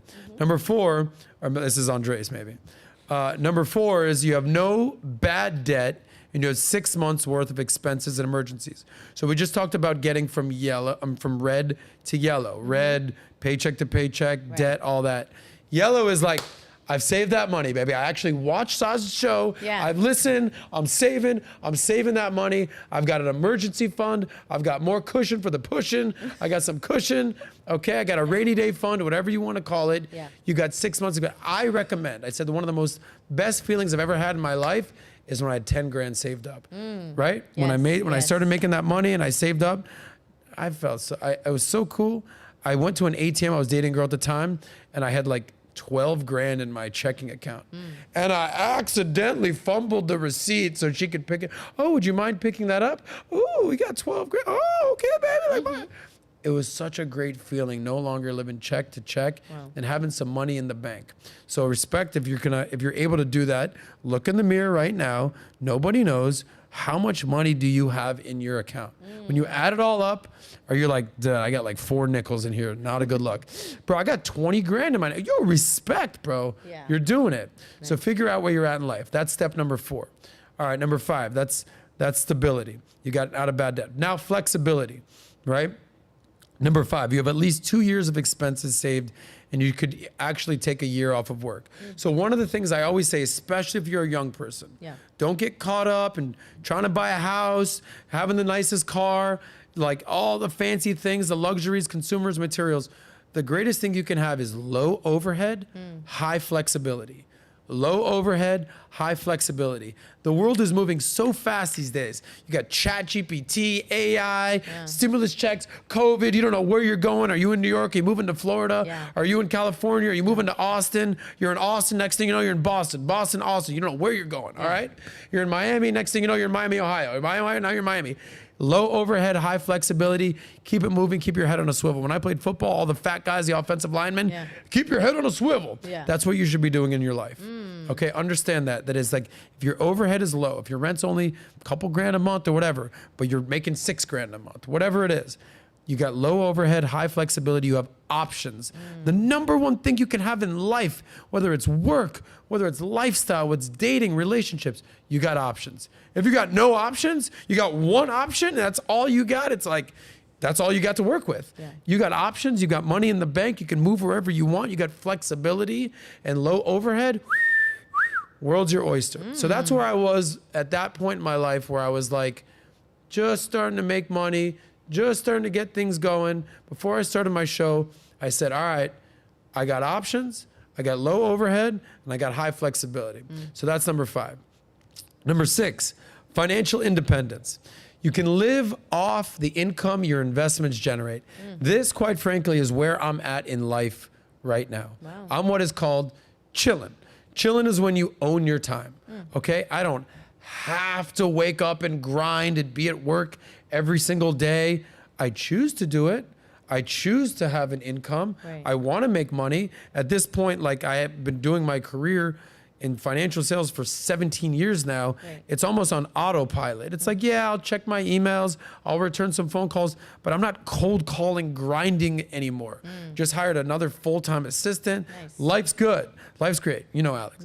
So that is a goal to get to. But like I said, it doesn't stop there.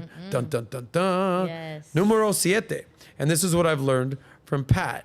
Is just because I'm financially independent and I'm chilling and I own my time and I do what I want to do, that doesn't mean I've reached the pinnacle. Okay? So the pinnacle is number 7, if we can pull that up, abundant wealth. Money isn't a concern. You have more than you'll ever need. I will admit that it's not where I'm at right now. That is where PBD is at right now. So we just talked about reaching a certain level. I'm at step 6 out of 7, but I ain't just stopping there. So a lot of people are like, I'm a millionaire, I have $1 million. It's like, buddy, you don't have $100 million. You can't just stop working. You can't just not be concerned with money anymore. So, you know, I think that there's always another level to get to. So that last one, number 7, if we can pull it back up, that should be everyone's goal. So back to my initial point, where are you right now? Can we keep that up? Where are you right now? Are you at number 2, that you're just trying to move out of your parents' house? Respect, get there. Are you fighting and scratching and clawing just to get a little breathing room in your life? Are you just like, yo, bro, I got like 4 grand saved up. 6 more to go, Soz. Save that money. I'm gonna get there.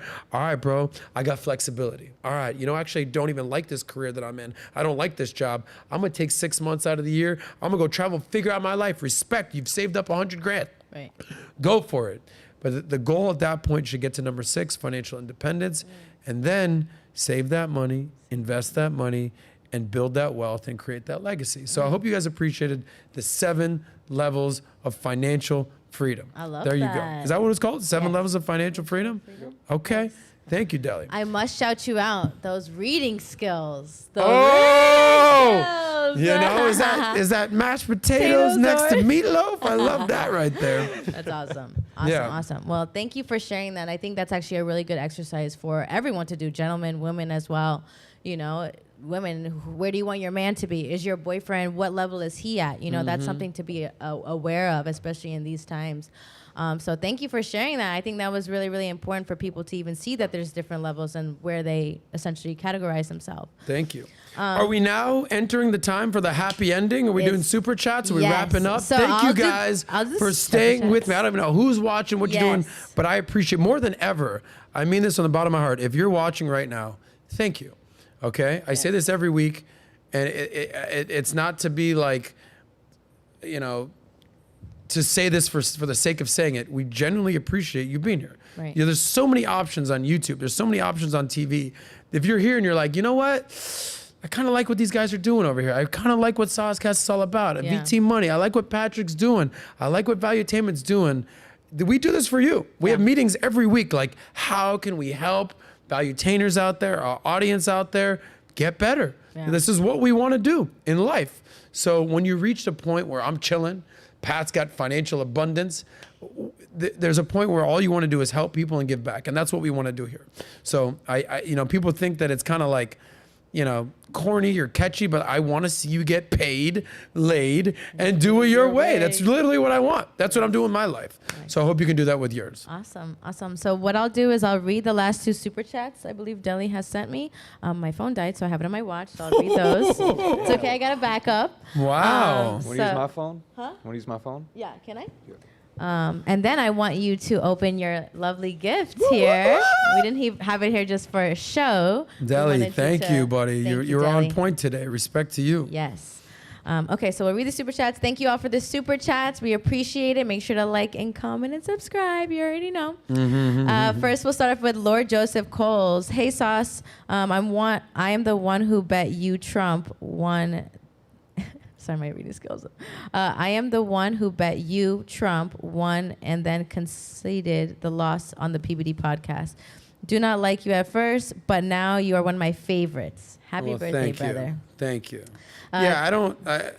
Some of my best friends are Trump supporters. Some of my best friends are hardcore I judge people for who they are. You do. I don't really care who you vote. I think there's the problem with American politics at this point is it's like, are you on team left or team right? Are you on blue or red? Right. Which one? Are you my friend or are you my enemy? It's like, relax. Yeah. Like, we're all Americans here. Yes. We can have differences. You can disagree without being disagreeable, you know.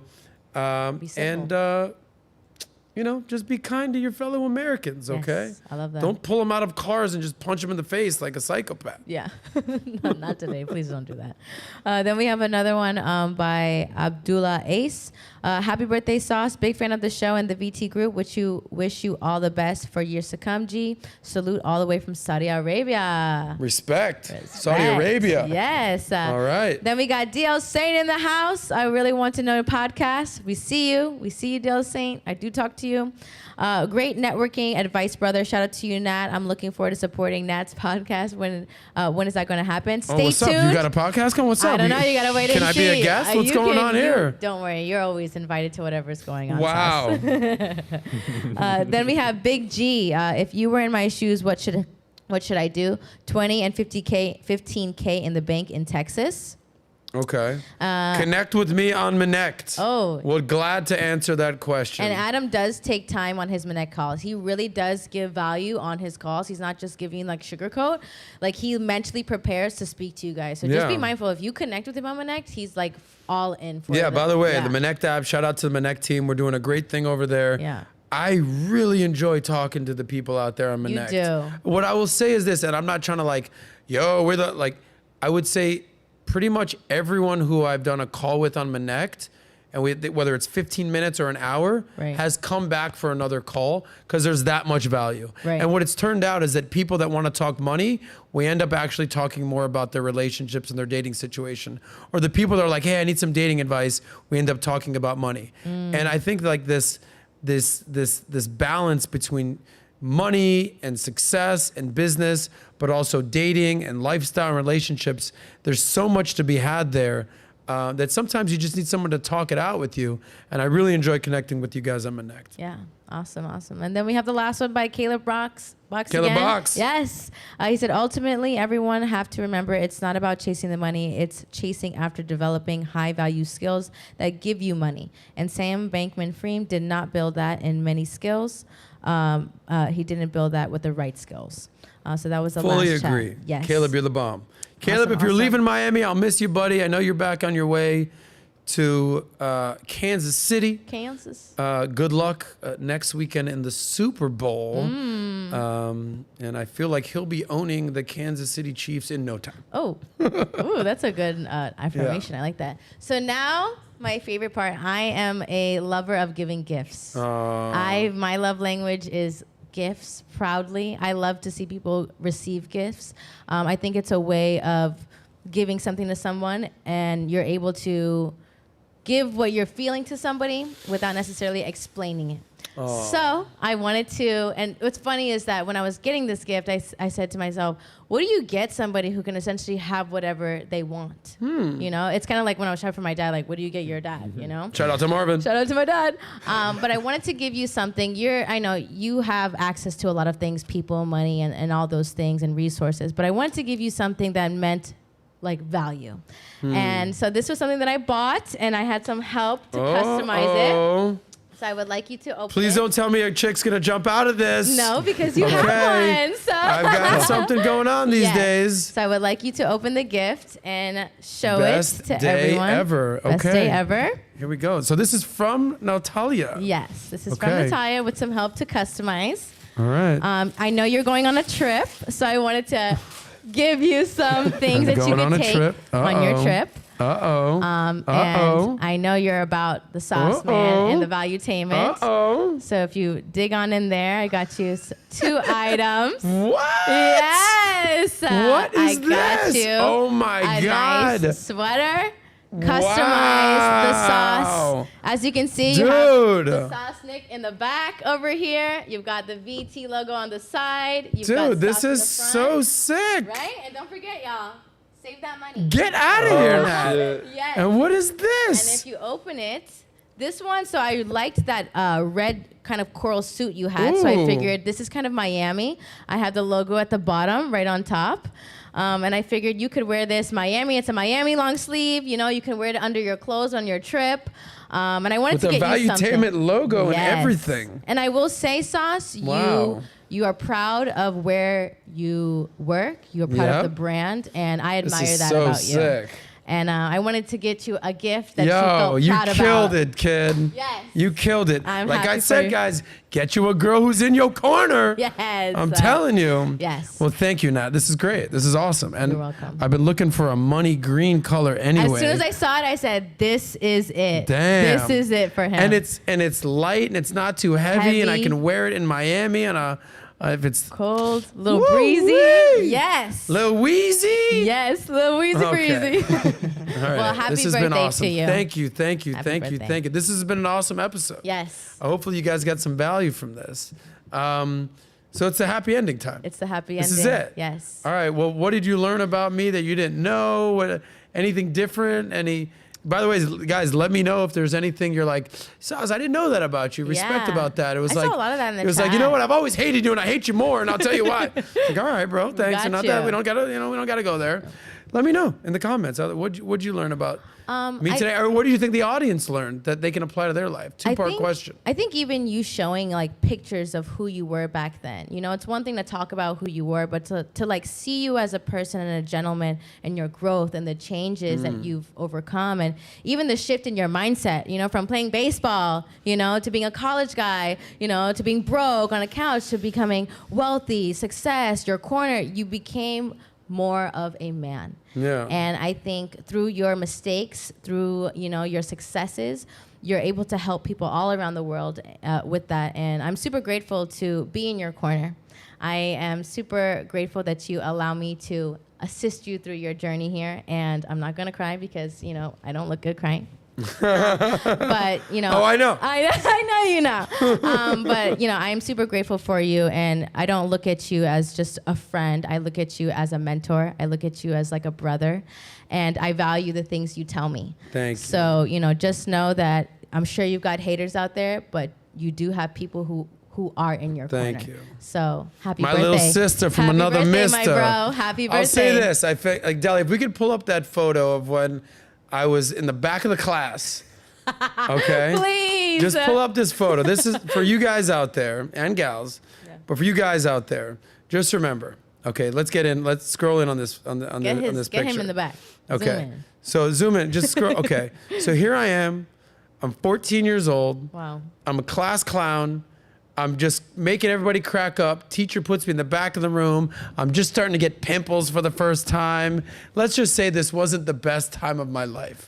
And if you go and you look in the mirror and you're like, I'm not where I want to be, you know, I'm in the back of the class, I'm in the back of the bus, you know, I don't have enough money, I'm too this, I'm too that. Just know that you can turn it around. Just know that you can go from being in the back of the class to the head of the class. Yes. No problem. Back of the room to the front of the screen if you fucking improve and outwork and out-strategize and outlast. That's just kind of how it works. And I think that, I was the brokest kid in town. Wow. I was the brokest one of my friends. I had to go move and live in a friend's couch for a year, and I made $5,000 before, bam, something happened, and I made six figures, and it's exploded from there. So believe in yourself, have confidence, have ambition, get out there, network, and live your best life, and you can do it. I've seen people come from the bottom of the barrel to get the top of the heap, and at the same time, I've seen kids who are rich kids, silver spoon, who end up doing nothing. So chase your dream, chase success. Don't chase the ladies. They'll come towards you in no time. But get out there and do your thing. And of course, save that money. Thank you guys for being here for my birthday. Yes. It's been amazing. Thank you, Jorge, for always doing the smoke at the right moment. Yes. Go ahead. Don't do anything this weekend that I wouldn't do. Thank you guys for the birthday love. We'll see you back next week. Back on the Soscast. Great job, Natalya. Great job, We Sos. out. We out.